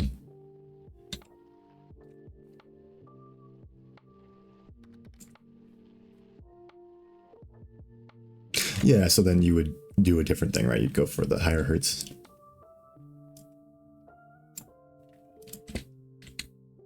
It also just depends what's in your price range too. I think the ones I have, my monitors are just, was it 1080? So they're just HD. And I believe they're 144 for all three of them. So. Yeah, I compiled good. Alright. Yeah, I've never had an issue with these monitors, so. Well, no, that's a lie. This particular brand, like the HDMI is kind of annoying. All the display ports and whatnot. I think those broke, so I only have HDMI available. I think the DVI, what is that one called? The digital DVI version. But I don't have any connectors for that type. Hopefully I don't have to ever use that. Okay, looks like I compiled though, so I don't have any issues. Let me go ahead and do m underscore for this and see if that works. Yeah, you know what I'm talking about. DVID. I know DVI has like a million variants for these things, or it's hyperbole. There's like 6 of them. I don't know.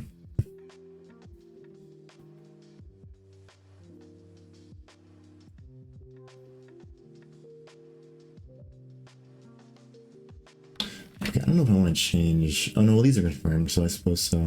The rest of these, I don't know. No, I'm not modifying those, so good.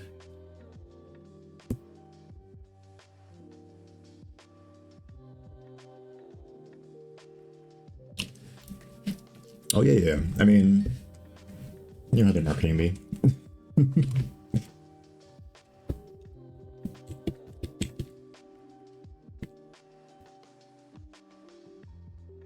I mean, are you trying to do, what is it, 4K, or are you trying to do like HD or something in the middle?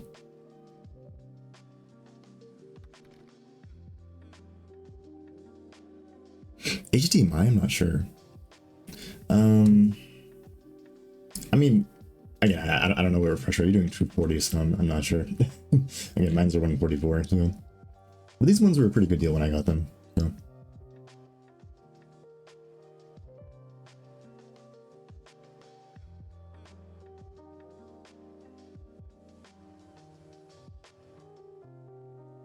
Oh, you're not doing 1440p? Just 1080p? Yeah.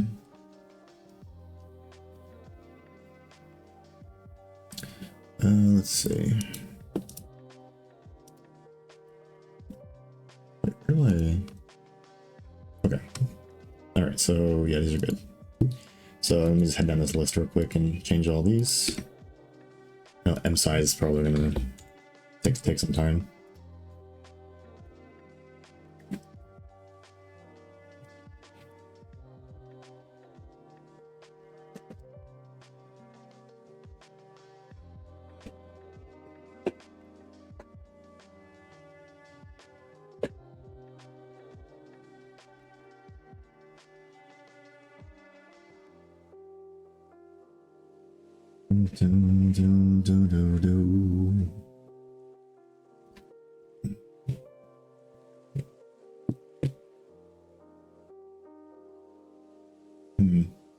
Yeah, so I think today's gonna be probably a shorter stream. I'll probably go for like 3 hours, I think. Probably like 3 hours. I'm trying to edit a YouTube video. I've been pushing it off, so I want to get on that.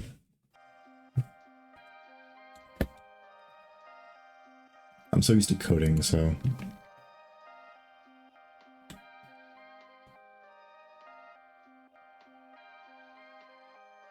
I feel like it's a whole learning curve for DaVinci Resolve. Yeah, use this in shader. Oh, yeah, I guess that makes sense, yeah. Okay, parent index though. Interesting.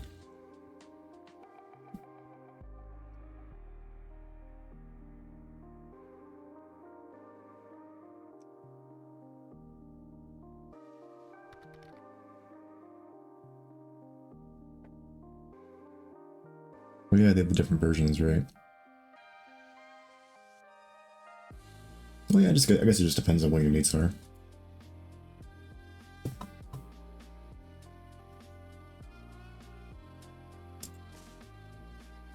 Yeah, I have like kind of extra long cables for the HDMI, but I have like a standing desk.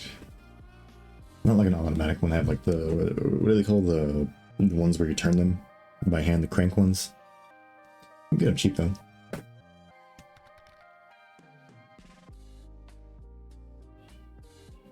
Let's see. And underscore. Hopefully I'm not breaking anything.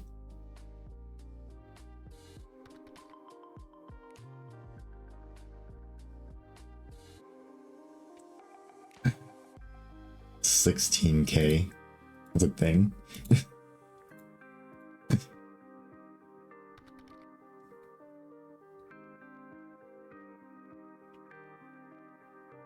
Oh yeah. The Vegas sphere.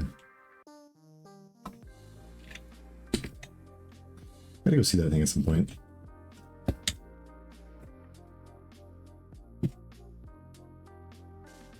Okay, these find our places are pretty easy. That's good.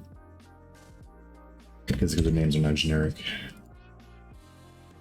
Widgets might be annoying though.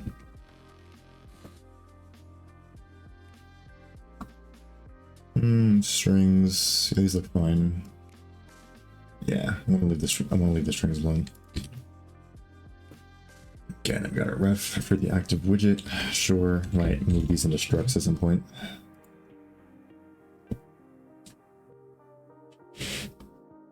Okay, and this one's gonna be annoying.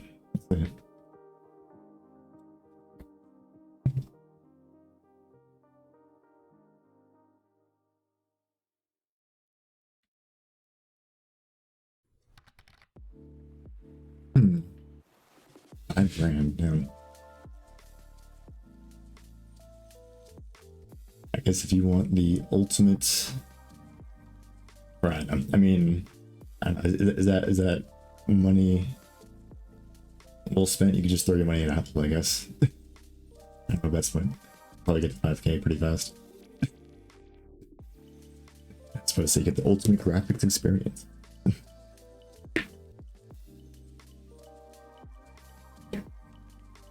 Yeah, you get like a diminishing return at some point, right?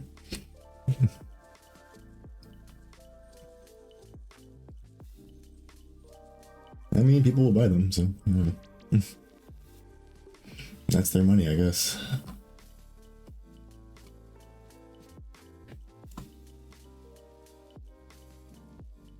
Okay, let's see if this works.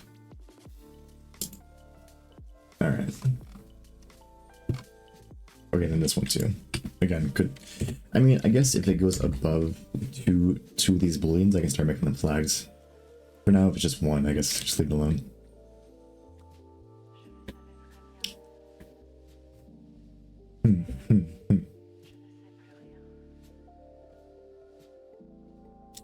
Prices.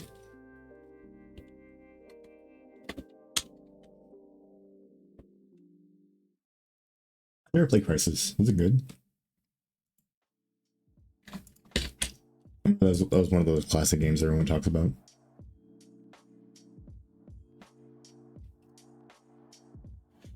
Is this thing gonna figure out it's okay? This linter. Oh my gosh.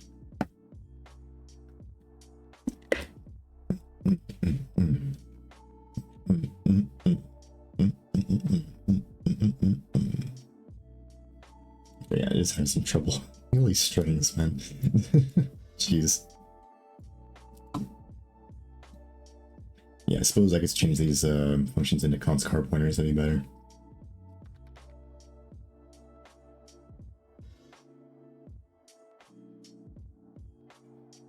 Right, yeah, I remember seeing Crisis in like Blockbuster. But I never picked it up.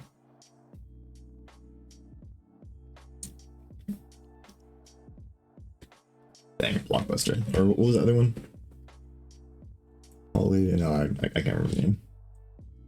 Back when they had the DVDs and everything, I remember that.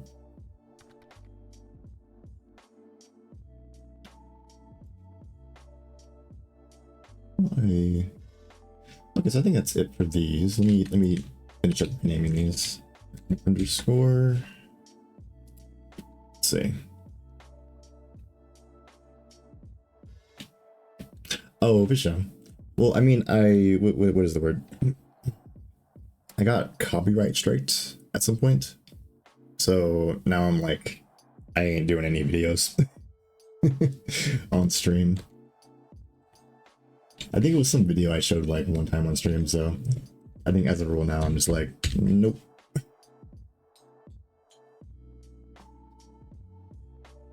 I mean, I do watch videos sometimes though, but I'll pull the BRB panel on. Yeah, I don't remember the video. It was one of them, but I played it for like a second and then they were like, thing, and I'm like, I don't feel like dealing with this. I didn't get like a strike to my channel or anything, but it did block the video in certain countries. And I was like, you know what? I don't want to deal with this. I mean, these videos are mainly just for someone wants to watch and then like, oh, what'd you do on this time? So, DMC and everything's kind of annoying. I need some water. We got whole drawing.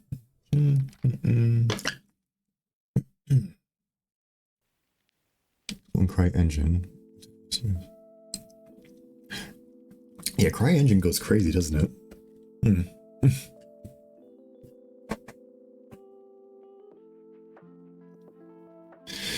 feel like it's unfortunate that it had the what is it? I don't know. The documentation's kind of meh for it, because I feel like if they kept going, they could have made something nice, or I don't know. They could have probably turned it into like a general purpose. Yeah, general purpose does not equal nice.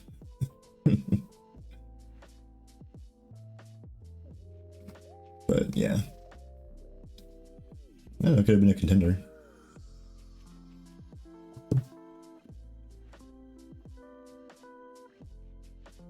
But again, never played Crisis, so.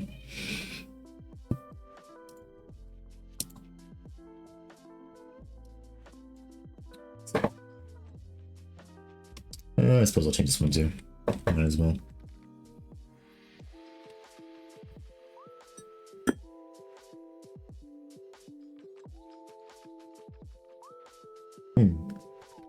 Sure, sure.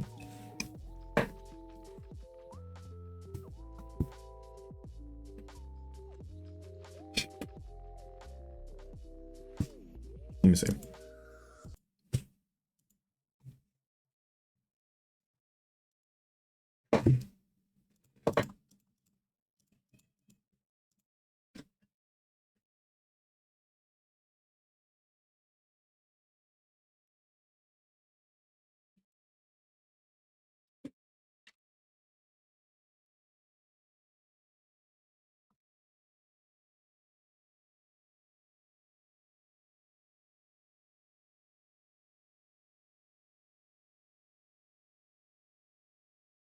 Isn't that same talk where he like where he says what was that one? Like AI will replace coding, and like you shouldn't even code anymore.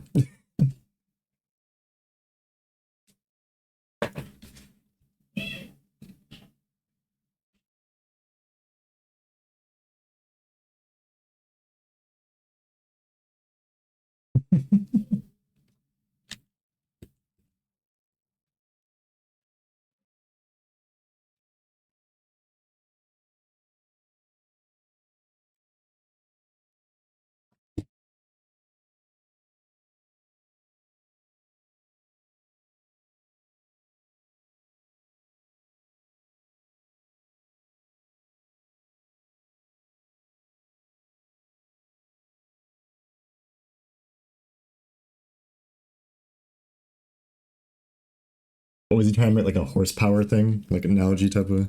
I guess so. But he's like 4 elephants. I suppose, yeah.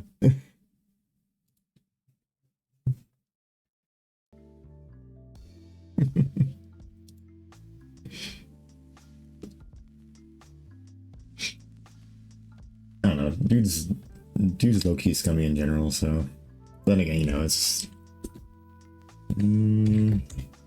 corporations and be like that.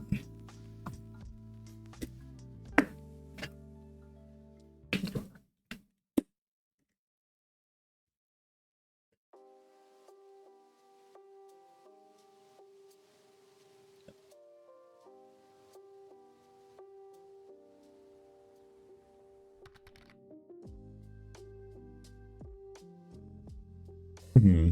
Hmm. Dang, you gotta worry about what you say causes the stock market. Yeah, yeah. I don't know if I could take that pressure. Being like a public spokesman. Hmm. Nope. Like, hey, you other person, you go do it. Hell, man.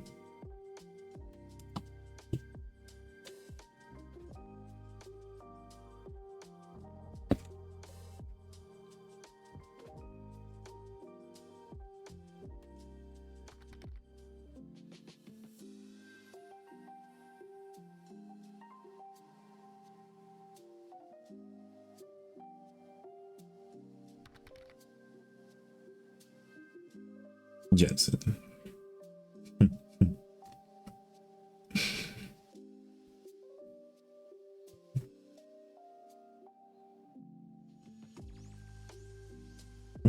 is my wait, what?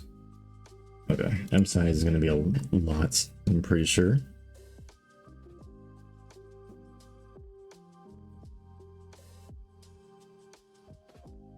Ooh.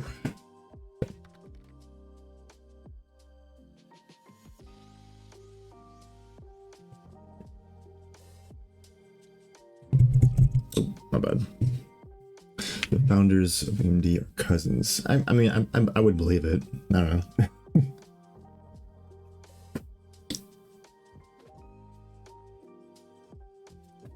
I mean, people with money, right? If you have money, you can put it together. Or what is it called? That puts you in the running for... Oh, shoot. I never put my screen back. My bad.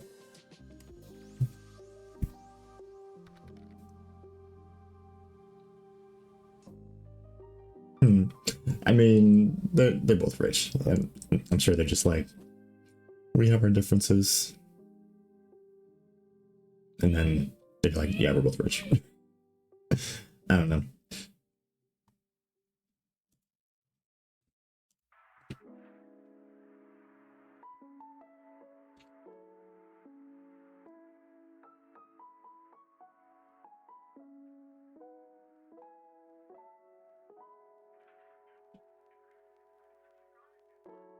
Where is... Okay, here we go. Wait, to what? Did I set it? Okay, there we go.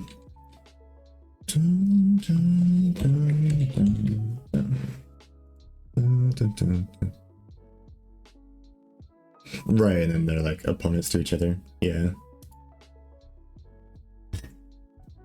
Insane.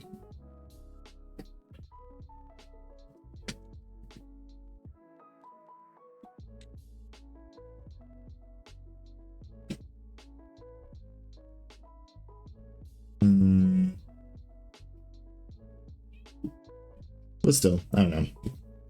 Multifamily is a multifamily, right?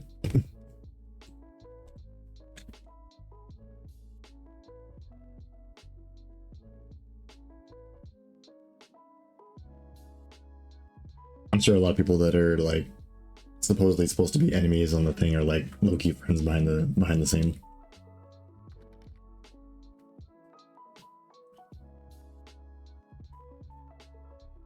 Oh, well, yeah, it's fair then, yeah.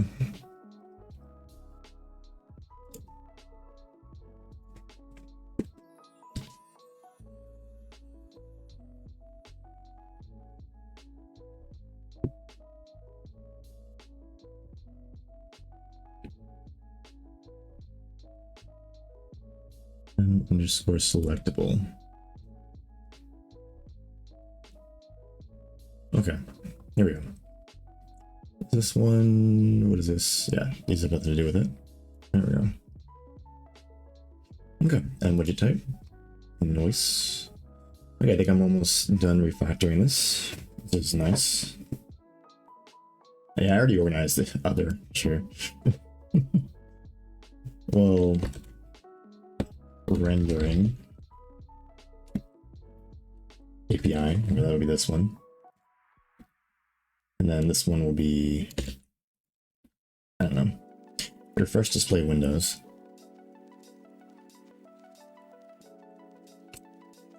Do I even, is it a thing? Why do I still do this? Save current UI into UI objects.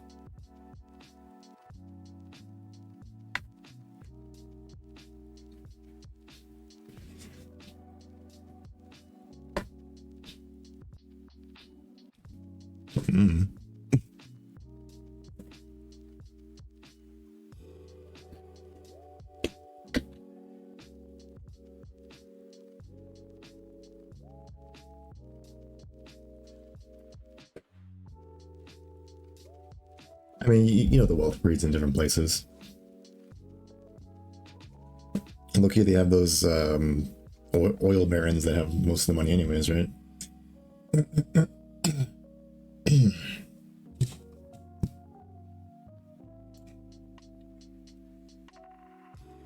Middle East or whatever.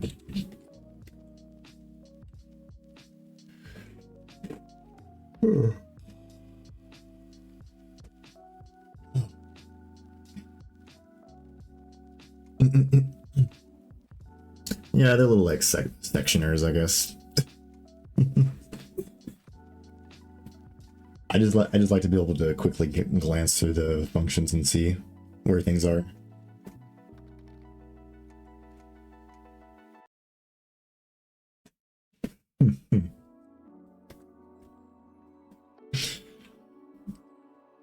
Yeah, at this point, I'm just like, with a project this big, I gotta kind of figure out which hills I want to die on, which ones I don't want to die on. With my organization, I feel like this is a pretty good middle ground. I'm not sure how I'm gonna do. What is that one? The Doxygen API? I don't love having a bunch of comments on my header file. I feel like it makes it really hard to navigate. But those little sectioner ones, it's good. It's good for me. This is not rendering API, by the way. And I guess refresh is internal, right? So let's put this internal. This audio is loud. Holy crap. Yep. Put this right here.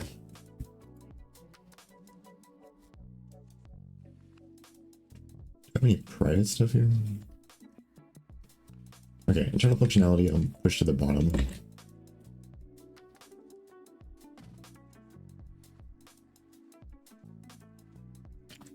Move this over here.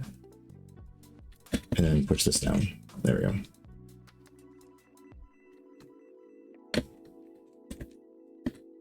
Okay.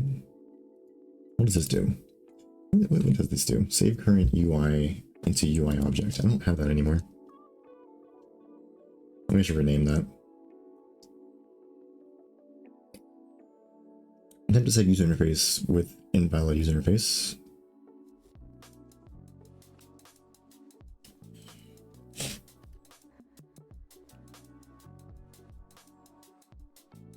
Yeah, I should rename this. For Windows, it's more like a validation layer. That's what this thing's doing.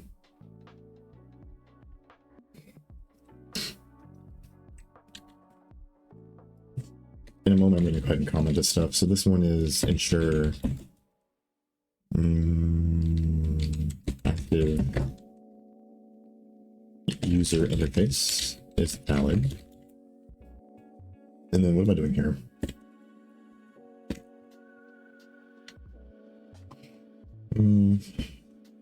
We're looping through the windows.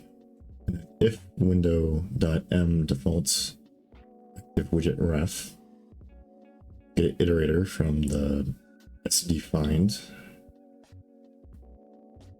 and active widget.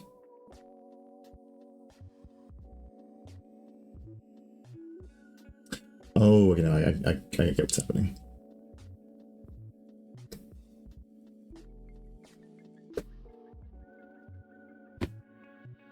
Set active widget for every window. There we go. This is just a window. There we go.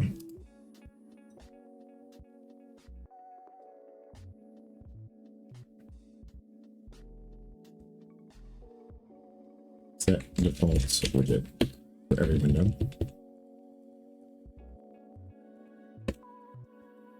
So where do I call this? Let me figure that out. Also, what's going on here? Refresh. Is this supposed to be in public? Is that one?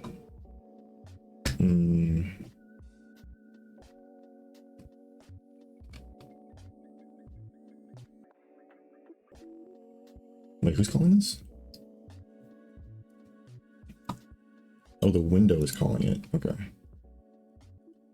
The window is calling a private runtime UI function. Okay. So I might need a forward def way up here to do class. Let's see. User interface service. Right.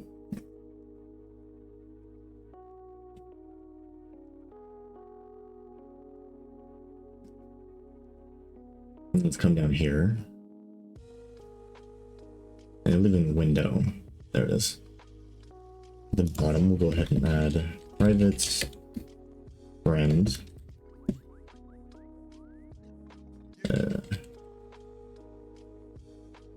Class user interface service. At some point, I will reevaluate my usage of these friends.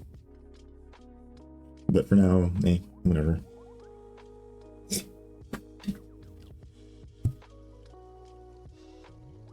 Okay, see if that fixes it.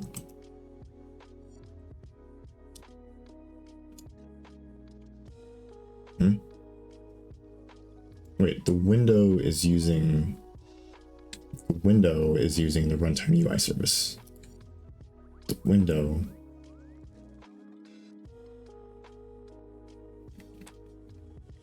Oh, okay, maybe it's the other way around. I don't know. My brain's dying. Let's see. Yeah. Okay, so friend class window. Let's try that. Okay, yeah, that fixes it. Had that backwards.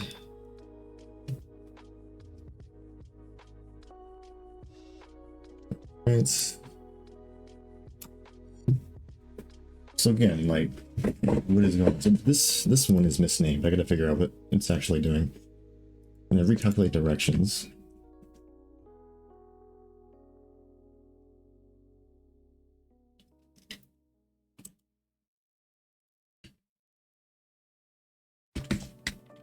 Calculate all widget direction.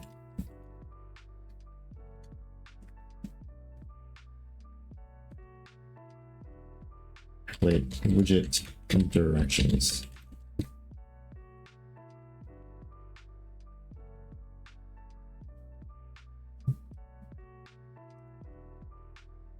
Okay, I think I remember why they're integers now.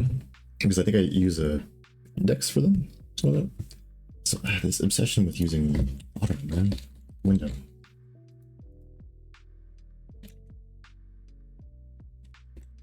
Widget. There we go. Oh, this one's an STD vector. STD vector. Widget. There we go.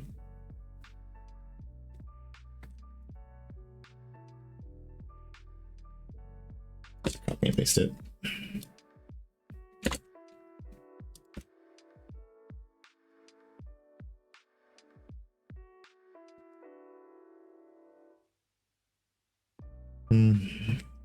Reference type SD vector.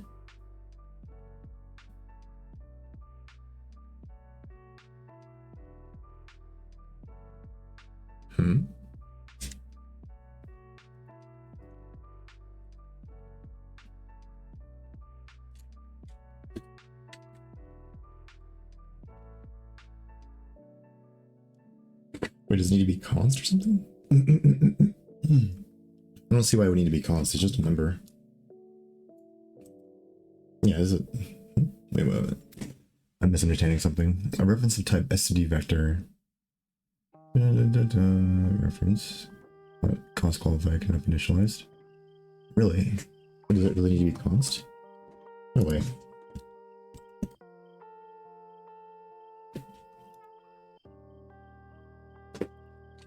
No. Hold on. Let's do auto and see what it says. Oh, not brain. Okay, no. We want a ref to a widget. That's what it is, because we're iterating through it. Done. Right. What is the size of this anyways? Size of ref to widget. They're fairly heavy, right? 16 bytes. So that's double a UN 64. That's not. Wait, am I getting that right? Hold on. Let me just compare it. Size UN 64. So make sure I'm doing that right. Okay, yeah, no, it's double this. Okay. Yeah, so it's two. I don't think it's worth the indirection to pass it by reference though. I'll leave it like this. Okay. Again, with these widgets. Ref to widget. And it does not need to be a reference. And again, ref to a widget.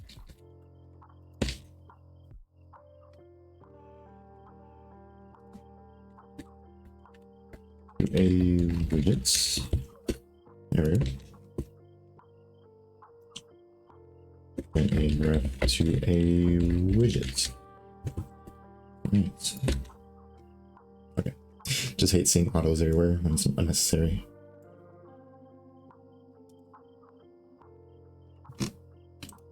Okay. Let's get back to what I was doing. I got kind of caught up. Wait, yeah, so I was trying to figure out what to rename this. Revalidate.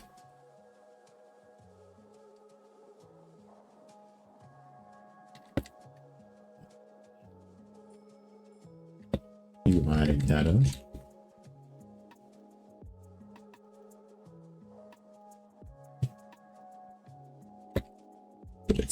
I'm gonna call it that. That's essentially what I'm doing. I'm revalidating them.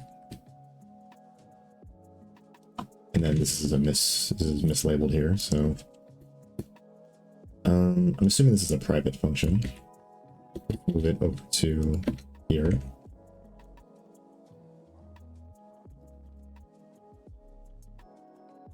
Refresh display windows. Again, with these autos window. There we go. Window is non-trivial. Yeah, that should be passed by reference. Okay, and then doing this. Here we go.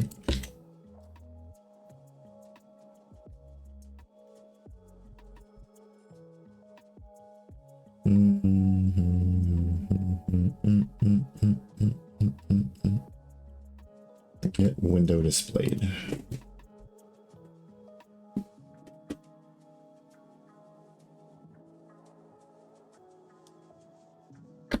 I'll say gets window. Ensure the correct window uses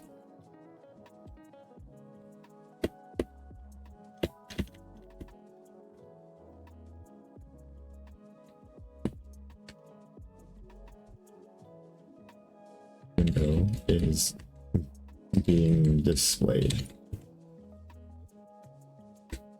Ensure / validate that the correct window is being displayed. That's all this is doing. So let me rename this.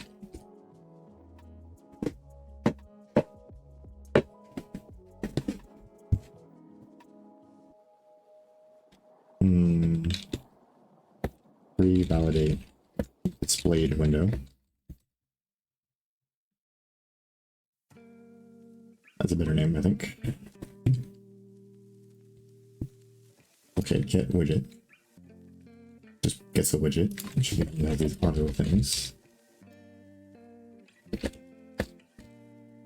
I don't love this. To a widget. Because again, you can't pass this as polymorphic like that. So it has to be a pointer. Alright.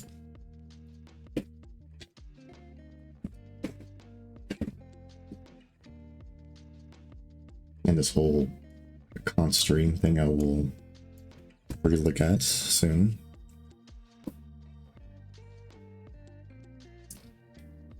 Let's see. Get widget using its alright. Get widget using its tags, its parent window tag and its widget tag.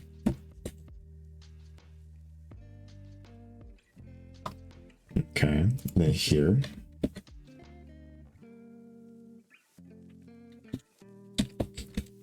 widget tag matches.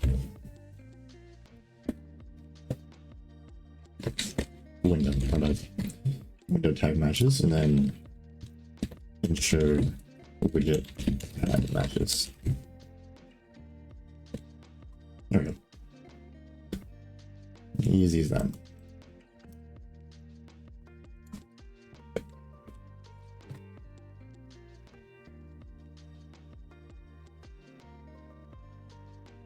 Okay, I think I already organized these pretty well before, so I'll leave that alone. Okay, these ones. Yeah, when it's a kind of like a struct situation like this, I just leave it alone. I mean, this is a class, but get the idea. Does this need to be a class? If I change this from class to struct, it's going to change a lot of stuff. Like, I know I'm not going to compile. Let's see. Gotta think about that.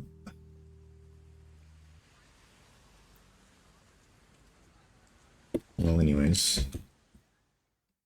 like doing that.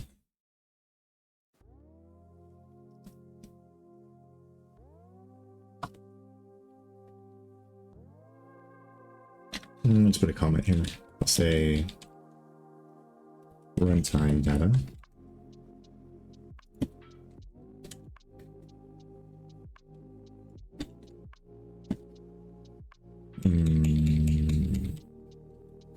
Data.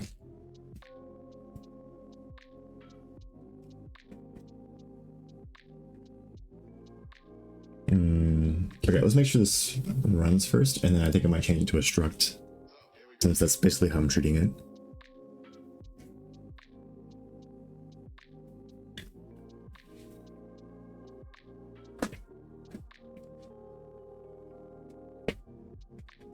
Okay.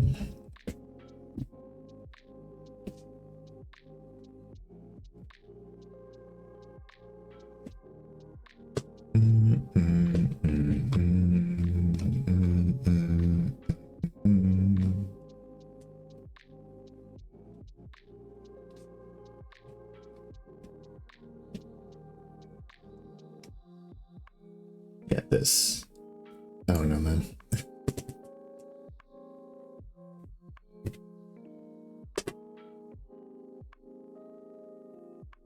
So I think these direction pointers, I think they're storing widget IDs, if I'm not mistaken. So I should be more specific about that. Yeah, because if I go to a window, the window holds a vector of widgets, and then we do different calculations and whatnot based on its index, right?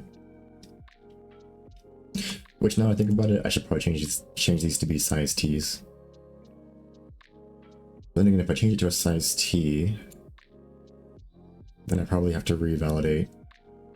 I'll probably change this to integer maximum for the size t.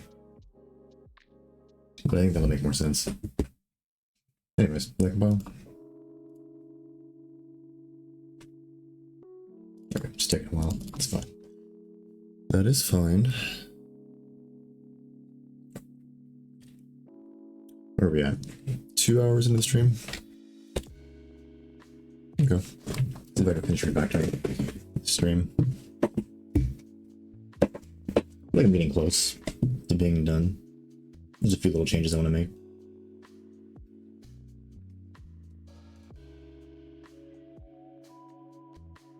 Okay.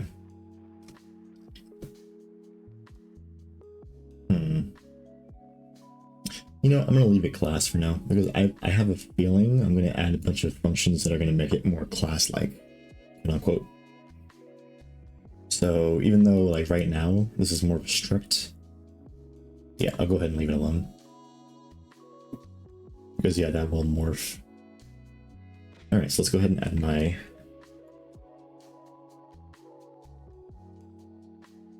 data here. I'm going to put this on the bottom. Okay. All right? Public data. Let's go up here. Class data.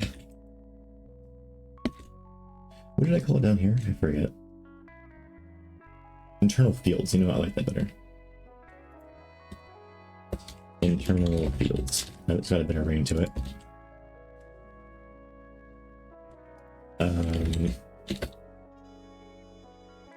Exposed fields. Since it's not internal. And these are, oh no, these are private. Never mind.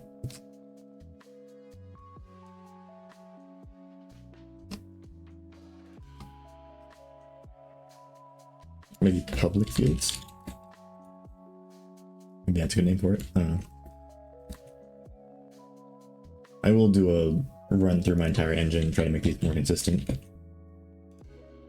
But that'll be when I'm doing my pre-release validation.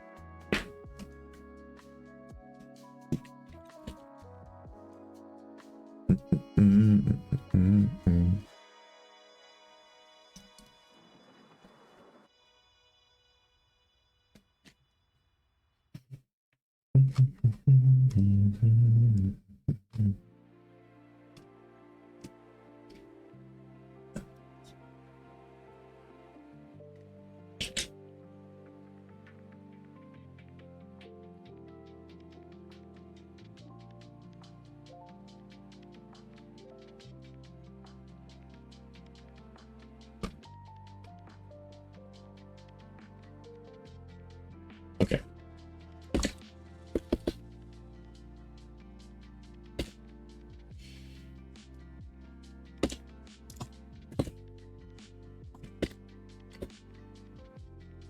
There we go. Public fields, internal fields. And then display window, hide. I'll say modify window. And then I always get the term I use for this. Interact with. Interact with window.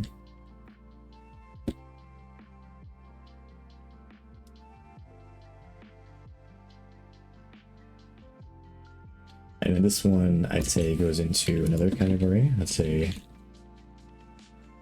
public.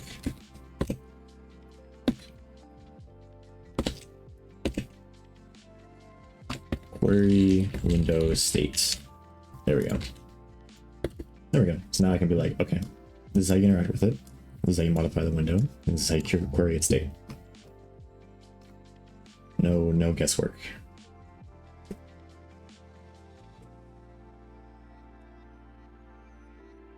Okay, I think I'm pretty much done doing this. I'm just doing one more like visual pass, and I'll move on to cleaning up the rest of it.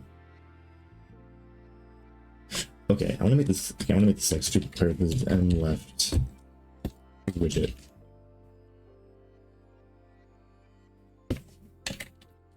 Index, because M left is not enough information. Also, I want to change this to a size T soon. Everywhere there's an int 32T, I'm gonna change it to size T. It's a little more data, but it's a lot clearer what's going on. And also, the indexes use size T, so why mess with it, right? Unless you're really trying to pack it in tight.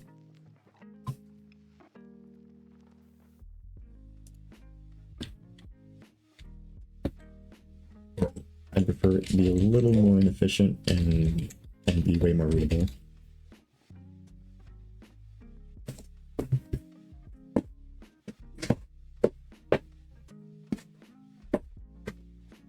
And we're just assuming that -1 is the invalid index, so I'm gonna probably make a specific value that is the invalid index, so there's no magic numbers.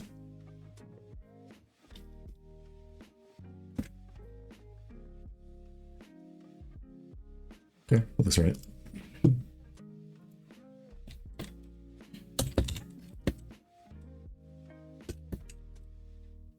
Widget index.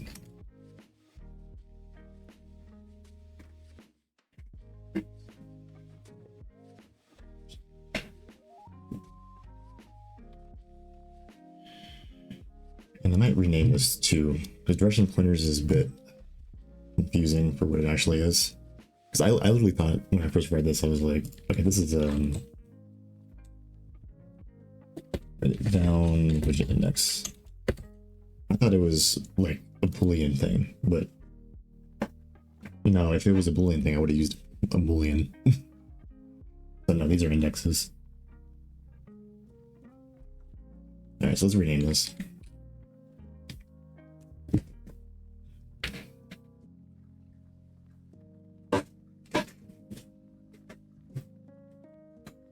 Let's see. The widgets.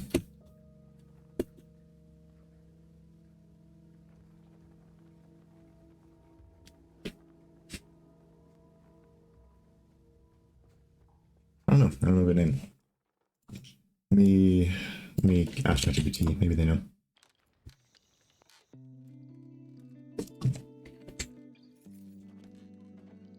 I'm gonna save that matrix things. I don't know if the bird is still here, but I'm gonna save that matrix image you sent.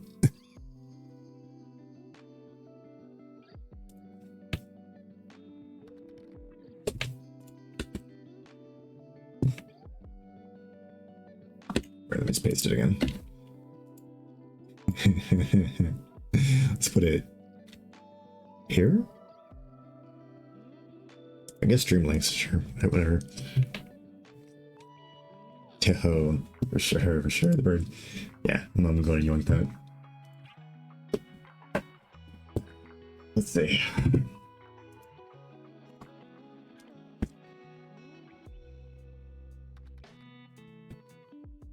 Matrix effect. Jimmel. 570. I wonder who that is.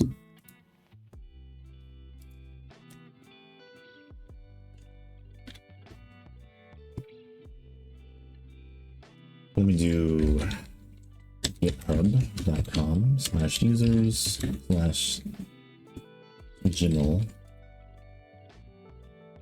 Jimly 570. I just want to see his repost.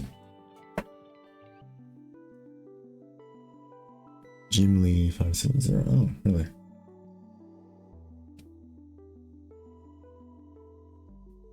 No, I spelled that right. Interesting. All right, let's see if ChatGPT knows.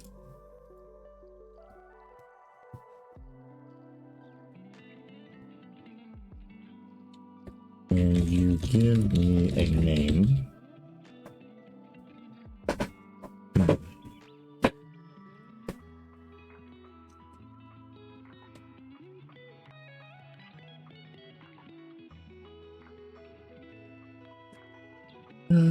For a struct that stores indices of UI widgets that are in the 4 cardinal directions relative to the current widget.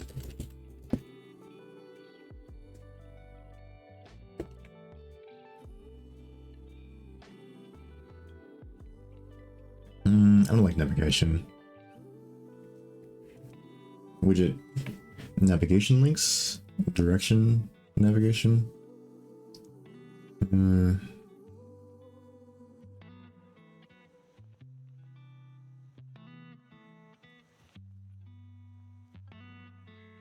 Navigation indices, maybe. Can you give me 20 more?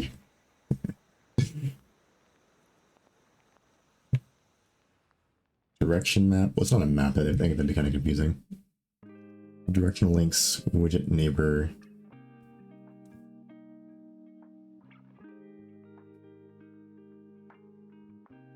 Directional bindings.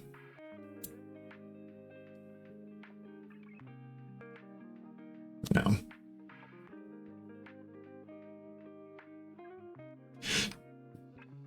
Directional neighbors. Oh, I kind of like neighbors actually.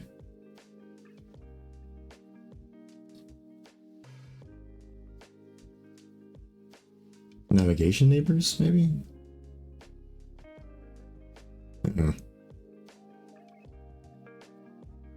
Directional links, huh?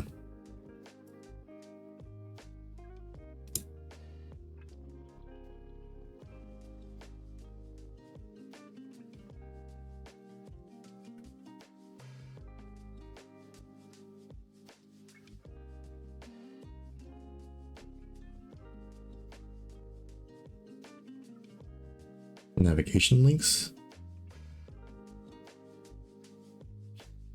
Navigation index links.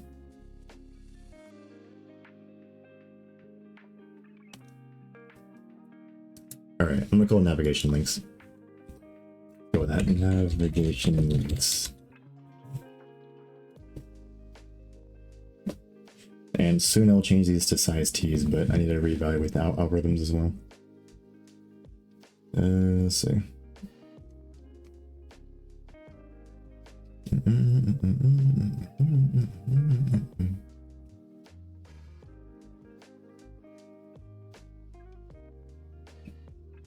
Yeah.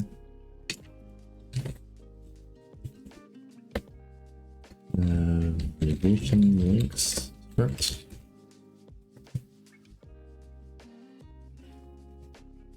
I might want to rethink how I put these top level ones. Yeah.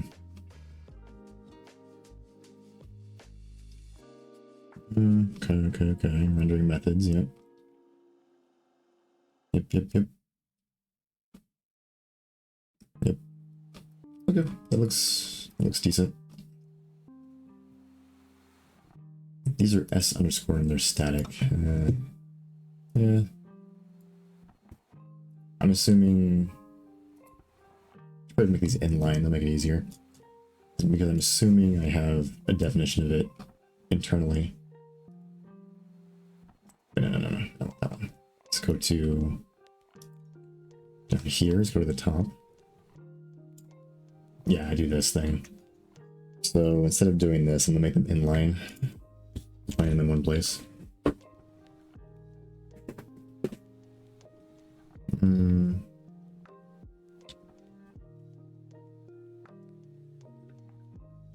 Also, maybe this goes somewhere.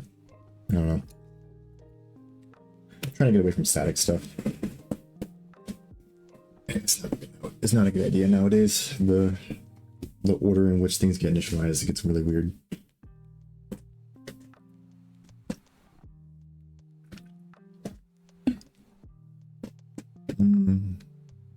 Okay, we'll get rid of this one first. Let me find somewhere I use inline. I'm pretty sure input mode I do. Use an inline thing. It's not input mode, it's called input map.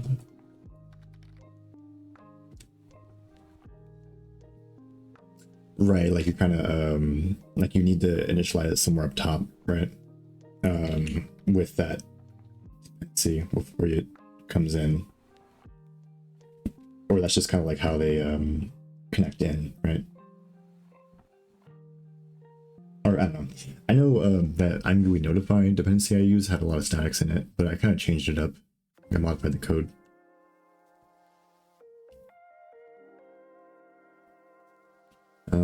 But I think I have like a binding thing for what is it called?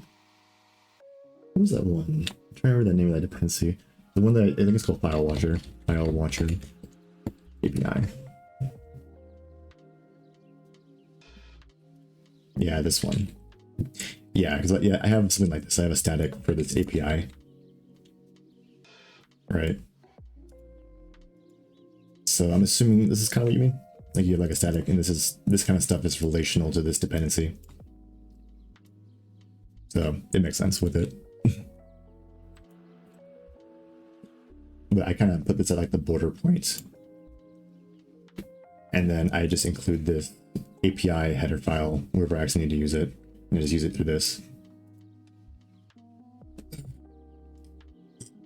Let's see. But yep. What is this input map? Okay. Wait, I don't inline this either. This is ridiculous. Where else? Bruh, the engine? Is it inline? No, I know I inline something. Bruh. What did I inline? Oh, this is killing me.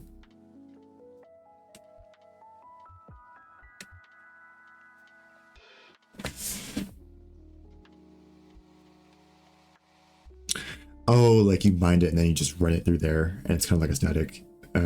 Yeah, it's like kinda. Yeah, I think it's kind of close to what I. What is it? Especially. Wait, file launch API.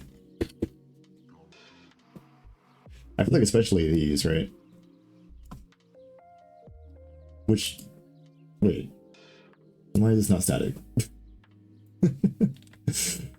Maybe I should make these static.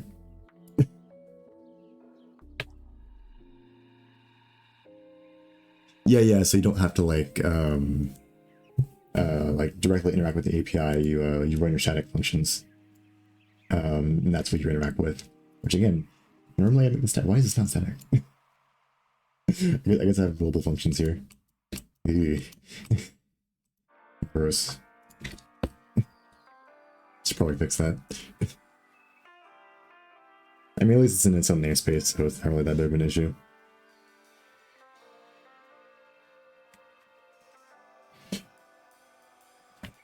But yeah. Trying to think of where else I'd use inline. I know I use inline somewhere. This is bothering me. The audio one, maybe? Or the audio one, I inlined it. With the audio context. Just go to the header file. Bruh.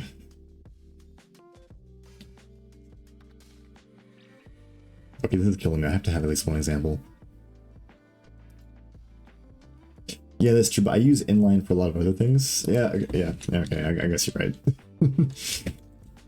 let's search. I'll search in this project.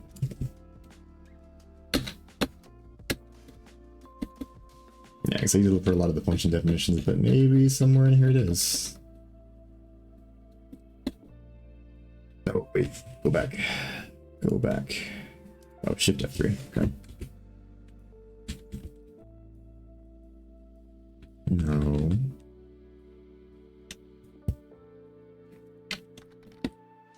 Did I just miss it? I think I just missed it. There it is, the AI context. I made it static inline.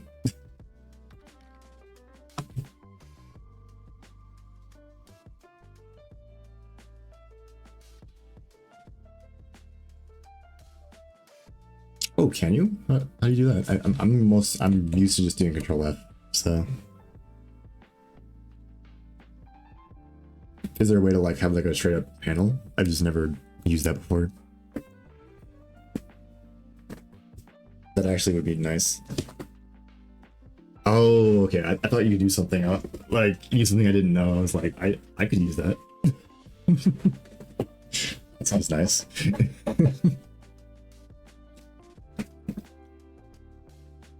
Damn. Well, I did find the example. Oh, it worked out. I just want to make sure I have the right order for this static inline, I guess. Alright, let's go back. Where was I at? I think I was messing with the runtime UI.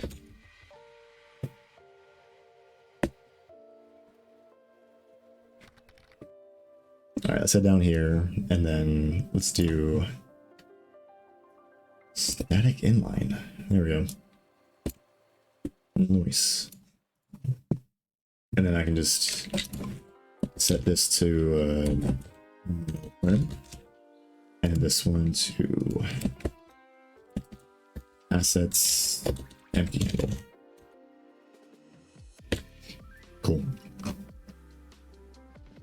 right, now let me go to the internal definition, and yeah, it's gone. So we're good. And maybe I should move these up too. Control Shift F. Oh. Find in files, huh?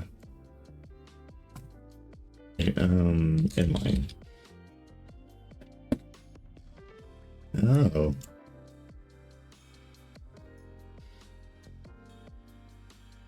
This is dependencies. I don't care about these. Can I close this? Oh. Hey, I'm gonna keep that one. Hell yeah.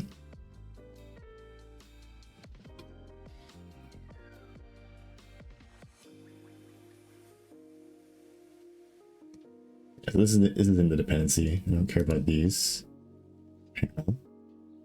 Nice. Yeah, hello. Let me figure out what that one's called. I'm gonna put it as my F4. What is F4 right now, anyways? Okay, I don't care about properties panel.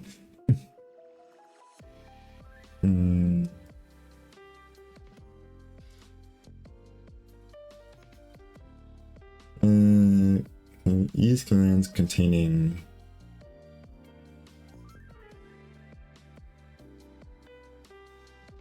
right. Yeah, what is that called? Like Control Shift F. I don't know if I can find. Is it okay? Maybe it's just find and replace. Maybe.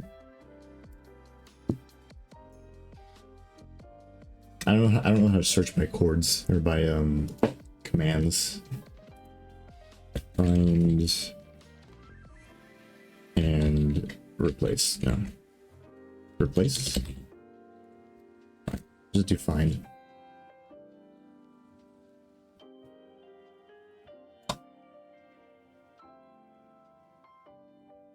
Oh, it's find all. Nice. Wait, this is find all references.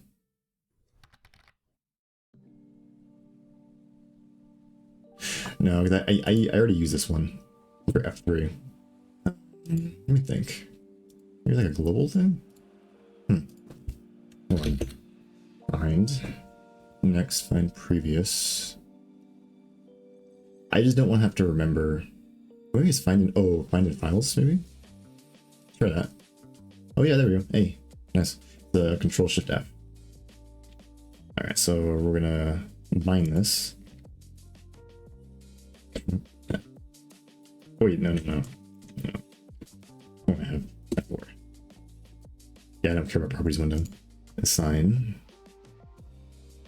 Cool. So now I can do F4. Yeah, hell yeah. Alright, cool.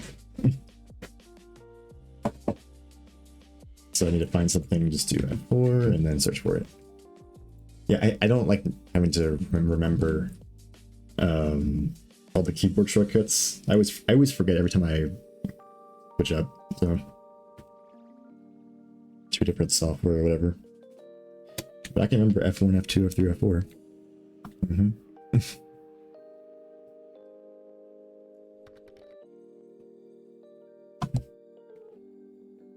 Oh, Control Shift F. Oh, I guess so. Oh my god, my chair. So loud.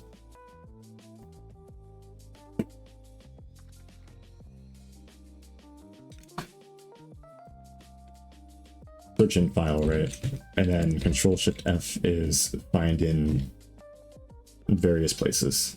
Wait, why is Control Shift? Oh, they both map to it. Yeah, I suppose so.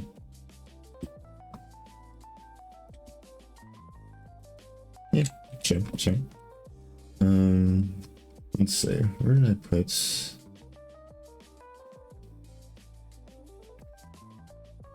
Static inline. You know what? I'm gonna go around and just maybe replace these examples. Why not? So audio. Yeah, we'll do static inline. And this is gonna be nowhere. There we go. And no more of this. Oh, interesting. So I set it to be a thing internally here, huh? Oh, that's weird. Wait, what? S audio context.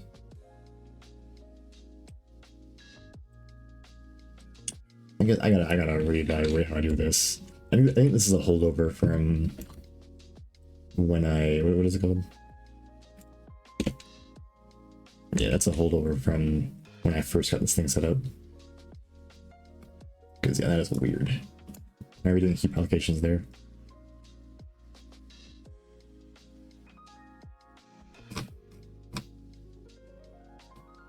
Okay. Well, not gonna worry about it too much. Actually, let me see if that runs. I don't know if I broke something doing that. Oh, yep. Okay. Sure. Asset context. Oh, it must have been when I was control finding things. That's annoying.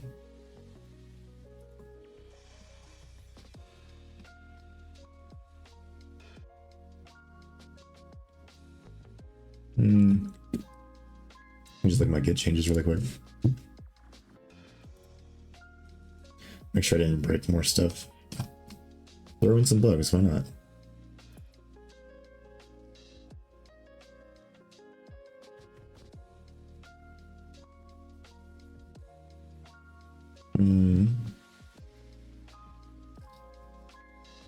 Yeah. Input map. Yeah, I didn't change anything here, really. Wrap data. Okay.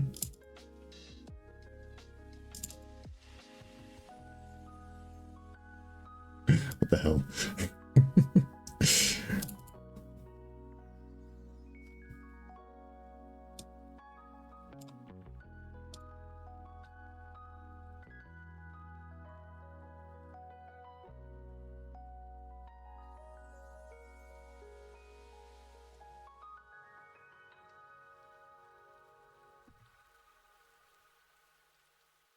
Okay, so I didn't break anything weird. That's good.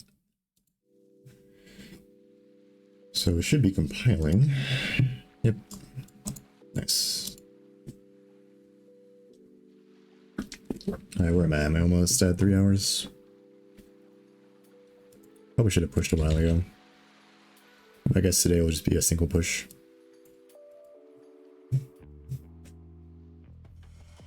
I'm gonna let this compile for a bit and get some water. BRB.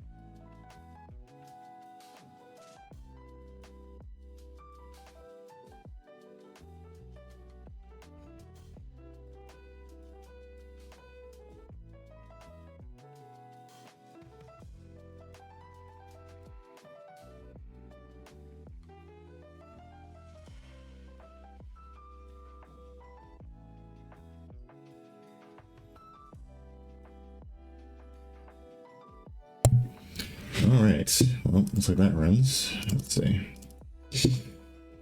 Let's bring this back.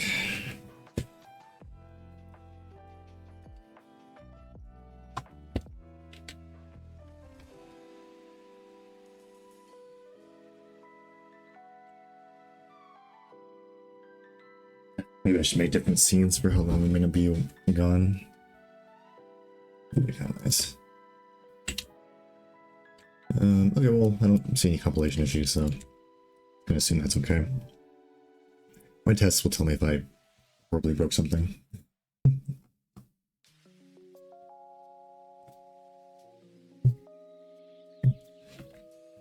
Let's see.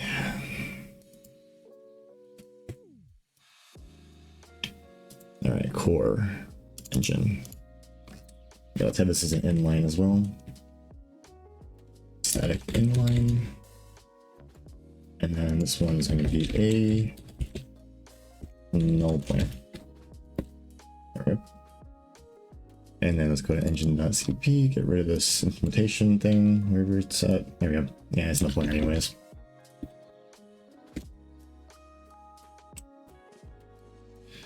All right. Yeah, I think it's the only one that stores state here. ECS. I don't think there's an ECS manager.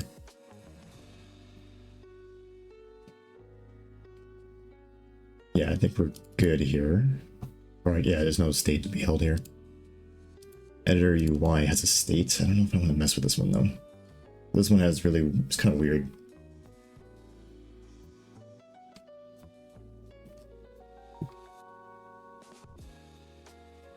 Actually, there isn't even a context. It's all just static inline already.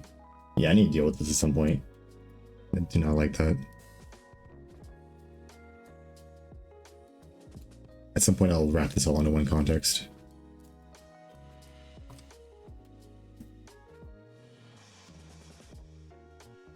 All right, static inline. Oop.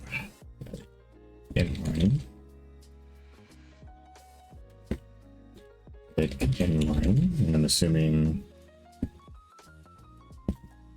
null pointer.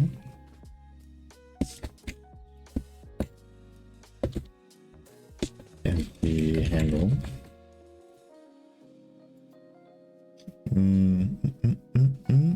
Okay, let's get rid of the implementation version. If I can find a function. There we go. Yep, don't need to do this here. Good. Math, yeah, there's no context for math. These ones, though, I believe have static inlines. Or have static context, so. Line, there we go. Again, no pointer. Let's go find the actual context. S context.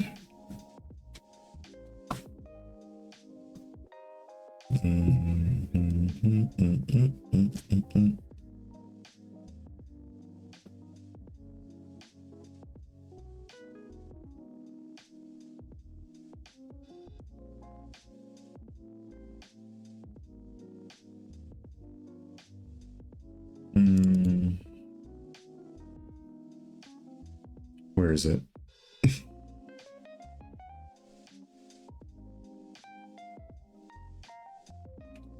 Identifier N is not. It's okay. It's just the linter being weird.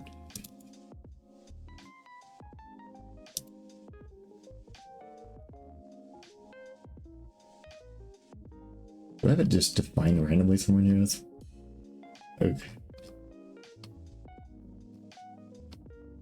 Yeah, it's just randomly in here. Okay. That's not good.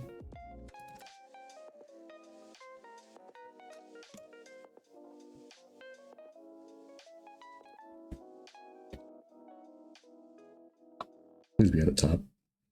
It's really not either. I guess I added a lot of new stuff, so it got buried in the middle.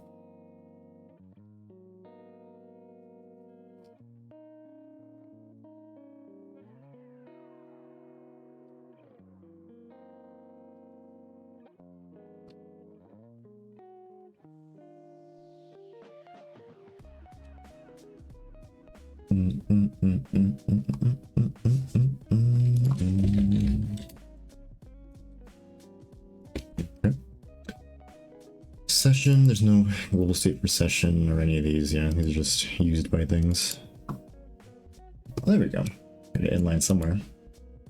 I think I just edited that though. What about project? Nope, there is a definition for this. And this time, let me just search for it.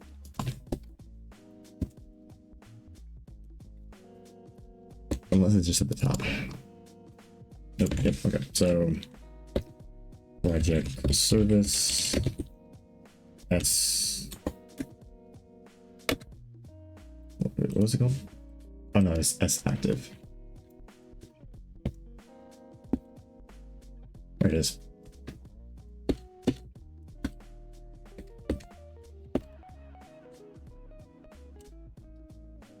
Okay, inline, good.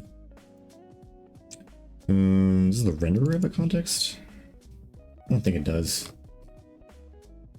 Like, yeah, you call these, but this just interfaces with the OpenGL context. Shader, no, these are just used. Yeah, no, we're good. Runtime UI fonts. Okay, Runtime UI, that's the one we just messed with. Scenes. Yeah, there's no central game state thing. Oh, shit. Okay. Oh, no, there is. Interesting. Okay. Static inline. Static inline. And this one's going to be null pointer. Assets, empty handle. There we go. And yep, that's all this implementation file is here for. Interesting. Yeah, I suppose I could just... No, we'll leave it, fine, whatever.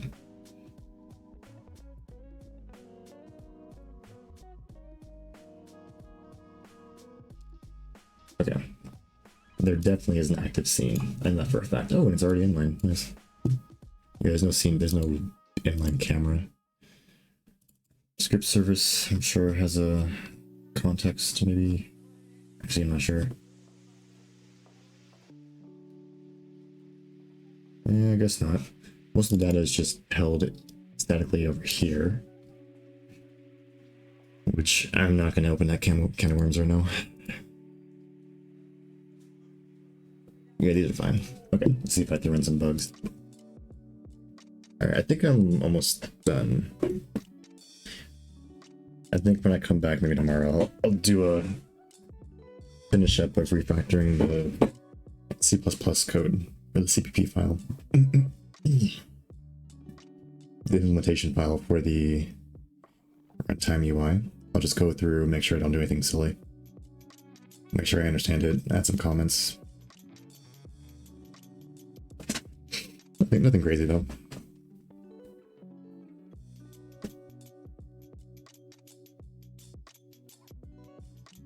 And then after this, the next one, I think I'll refactor probably the runtime panel. Make sure everything makes sense. Not doing anything silly. And then once that's done, I should be in a good spot to start overhauling everything.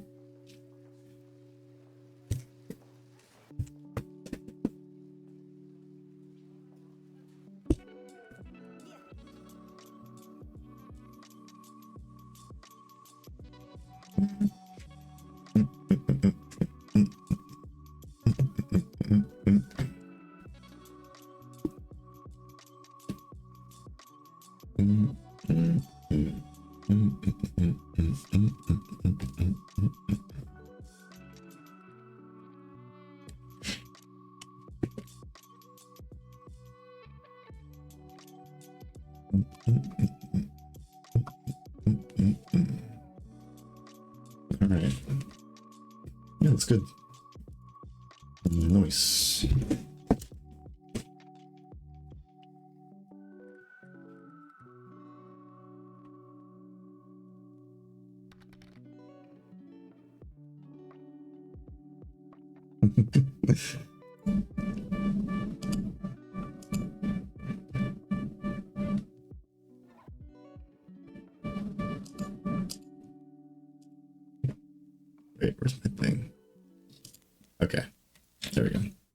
I'll raise you one.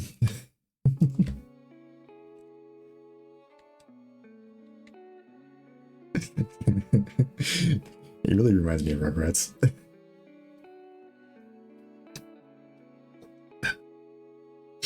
You said no, it's those you know those, what are they called? Those like traveling sales. They sell like ice cream or whatever, or like, you know, they'll walk around with a cart. Honk the noise. Yeah.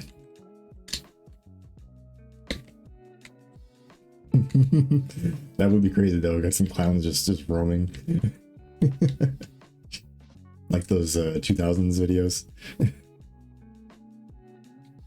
Ice cream man. But yeah.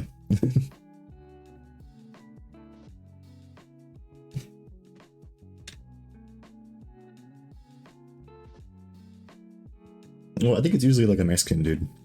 I mean, he has like I think he also has those, what are they called? The corn? I forget the name of it. The one that you dip in.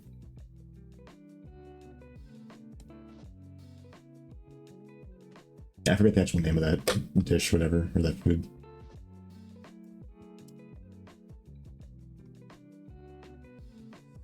Potato dude. What is it, just like, I'm assuming it's like cooked potato dishes, right? He's not walking around just chucking potatoes at people.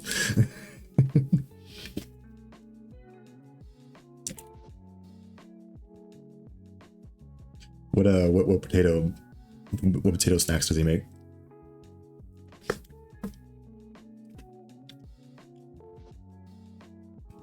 Potato dude.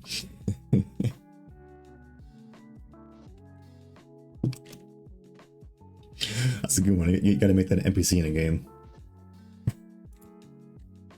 Actually, I'm gonna write that down. I'm gonna steal that.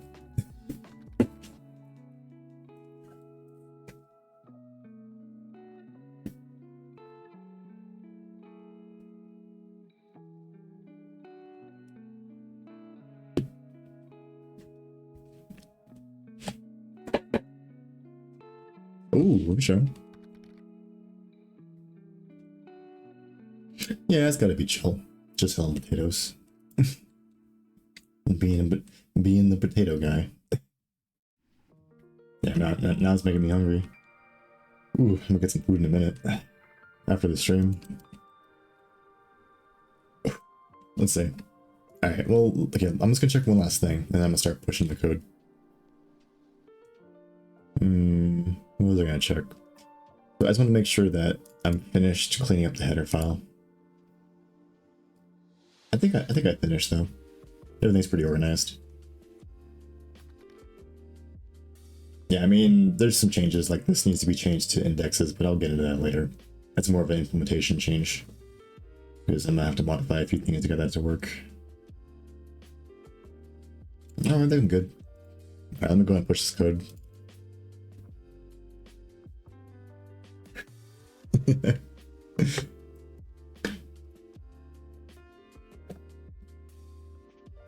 Oh yeah. Although I was talking to another dude. He went to Japan, and he lives in I think it's Thai. No, he lives in Thailand. He said he likes the food there better. I was like, really?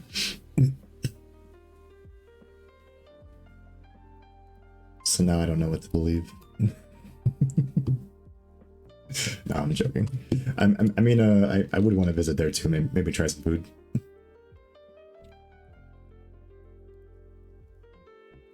Okay, so fix bug where right, yeah. So yeah, I definitely am gonna go at some point. I get some money. Round some up. What was this bug?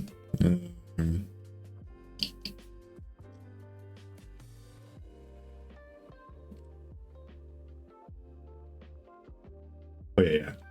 project component reference being I can't see it, being held, project component reference being held the same in the editor and the asset manager.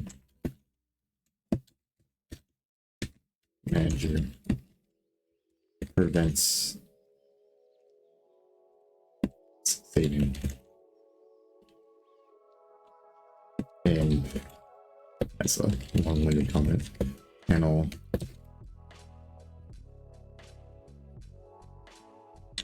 say fix by giving editor reference its own memory. Sure, why not? And then UI editor, what would I do here? Just m_tag. Yeah, I'm trying to see if I changed anything other than that. So that one falls under a blanket statement. Yeah, okay, I guess just the m_. Okay.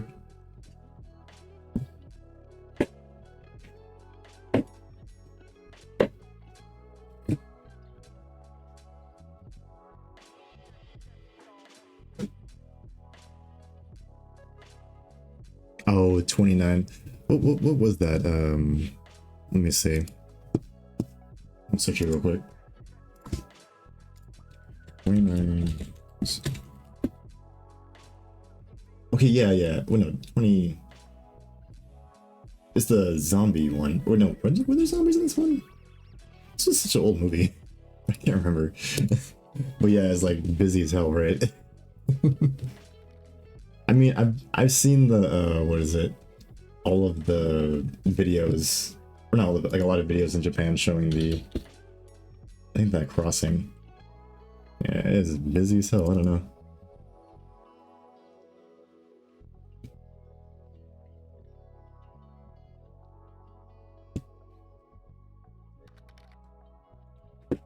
Okay, I think this one's good though. I think this one basically refactor runtime UI header file would be more consistent with engine style in runtime UI.h/.cdp. Yeah, sure. And then go over here, see?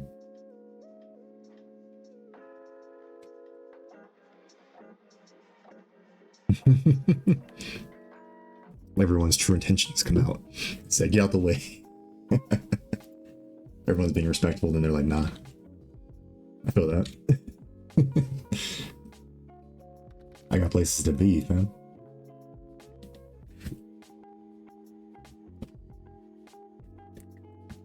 Oh, maybe I'm just thinking of New York.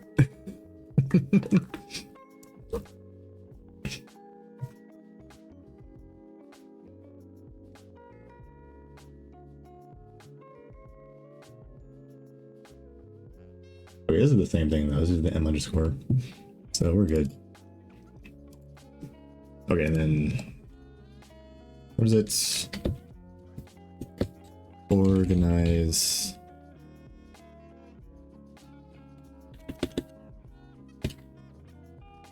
No. Change static the asset. No. Static context pointers to static inline context pointer for audio.h/engine.h/ input map.h, etc. Yeah, so that, I was playing all that. Yeah, so engine, there we go. Wrap data. What do I do in wrap data? Oh yeah. Fix in wrapped data.h where incorrect buffer size is set to 0, causing heap issues. Yeah, sure. Input maps, just where I fix this. I don't think there's anything else. Oh yeah, I'm getting hungry. Ooh. Well, for now, I just have some Thanksgiving food I'm gonna eat real quick. That should satiate me. Plus, I gotta hurry up and eat as much as I can before it really goes bad.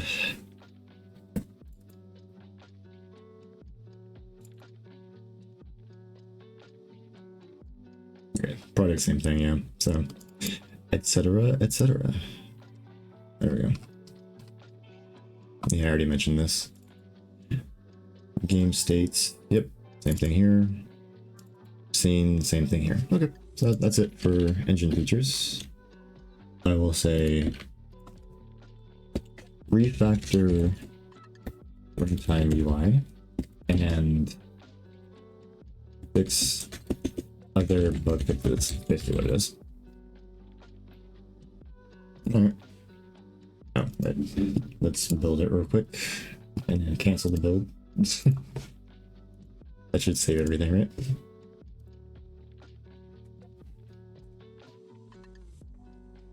Alright, and then let's go over to... Oh, well, let's go ahead and build it. I'm gonna go ahead and push the Pong code too.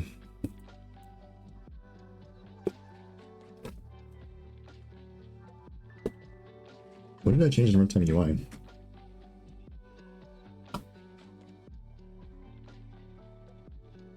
That had to be recompiled. It's weird.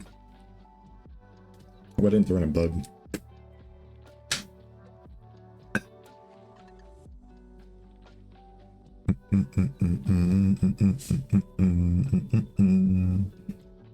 Yeah, so this section might take a while.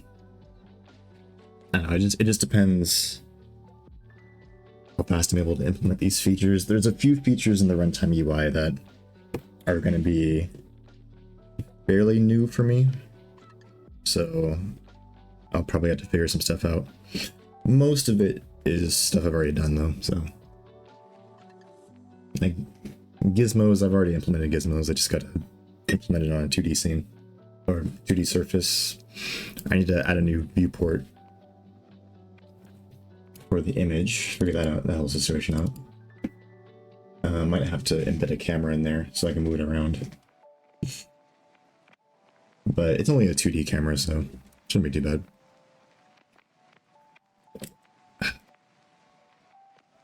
Yeah, amongst other things, etc., etc. So, let's see. Alright. So that's good. Let me go ahead and push the spawn code. Don't know why I exited out.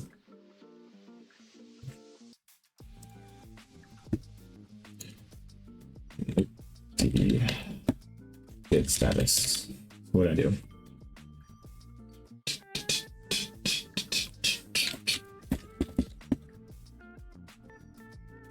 Git status. What's going on? Alright. Git commit -m. The first one is what did I do?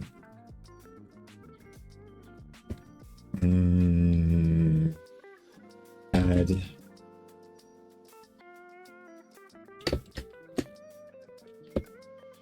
dials, add variables that control AI behavior,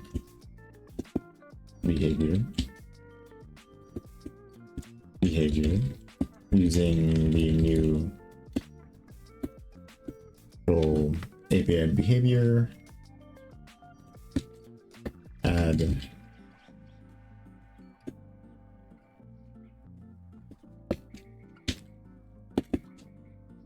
get single player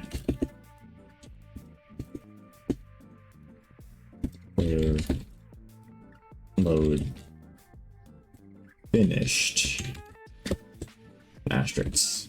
All right. What else do I want to do? Let's see.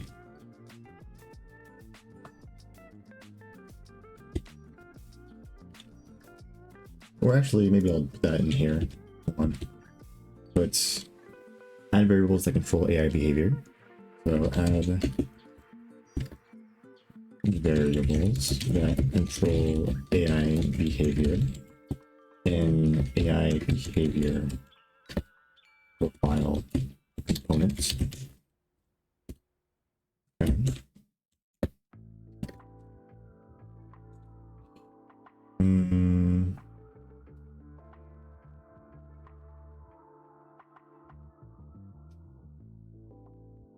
Levels. Ensure new single player levels have appropriate difficulty AI.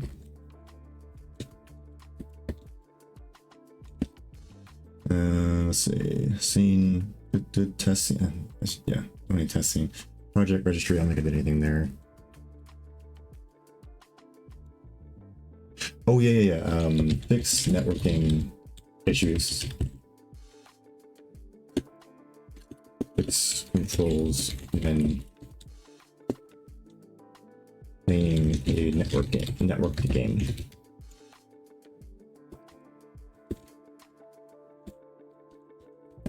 All right. You go all the way back up. So that's, and let me rename the title. I'll go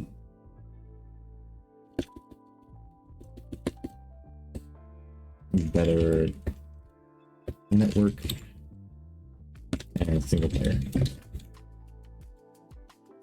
All right, good enough. It's push origin main. I don't have any tests or anything, so that'll just work. All right, so I think that's it. So yeah, I think I'm gonna chill for today. I'm gonna go eat, and then maybe I'll work on a separate video in a bit. But yeah, I think I'm just gonna vibe for this. Yeah, tomorrow, same time, 1 p.m. my time. So it should be adjusted on the schedule board on Twitch. And yeah, just continue refactoring this UI stuff. So I think that's about it. If you're on YouTube, I hope you have a nice day or night, depending on when you're watching this. And oh yeah, the bird. I don't know if you're still here or whatever, but yeah, I'm gonna head off. So yeah, if anyone's on later, for sure. All right, yeah, so I'll see you later, man. For sure. All right, man. Hope you have a good day or night too. It's night for you, right? I think I'm assuming. Yeah, I think I remember. It was night for you, yeah. But all right, late.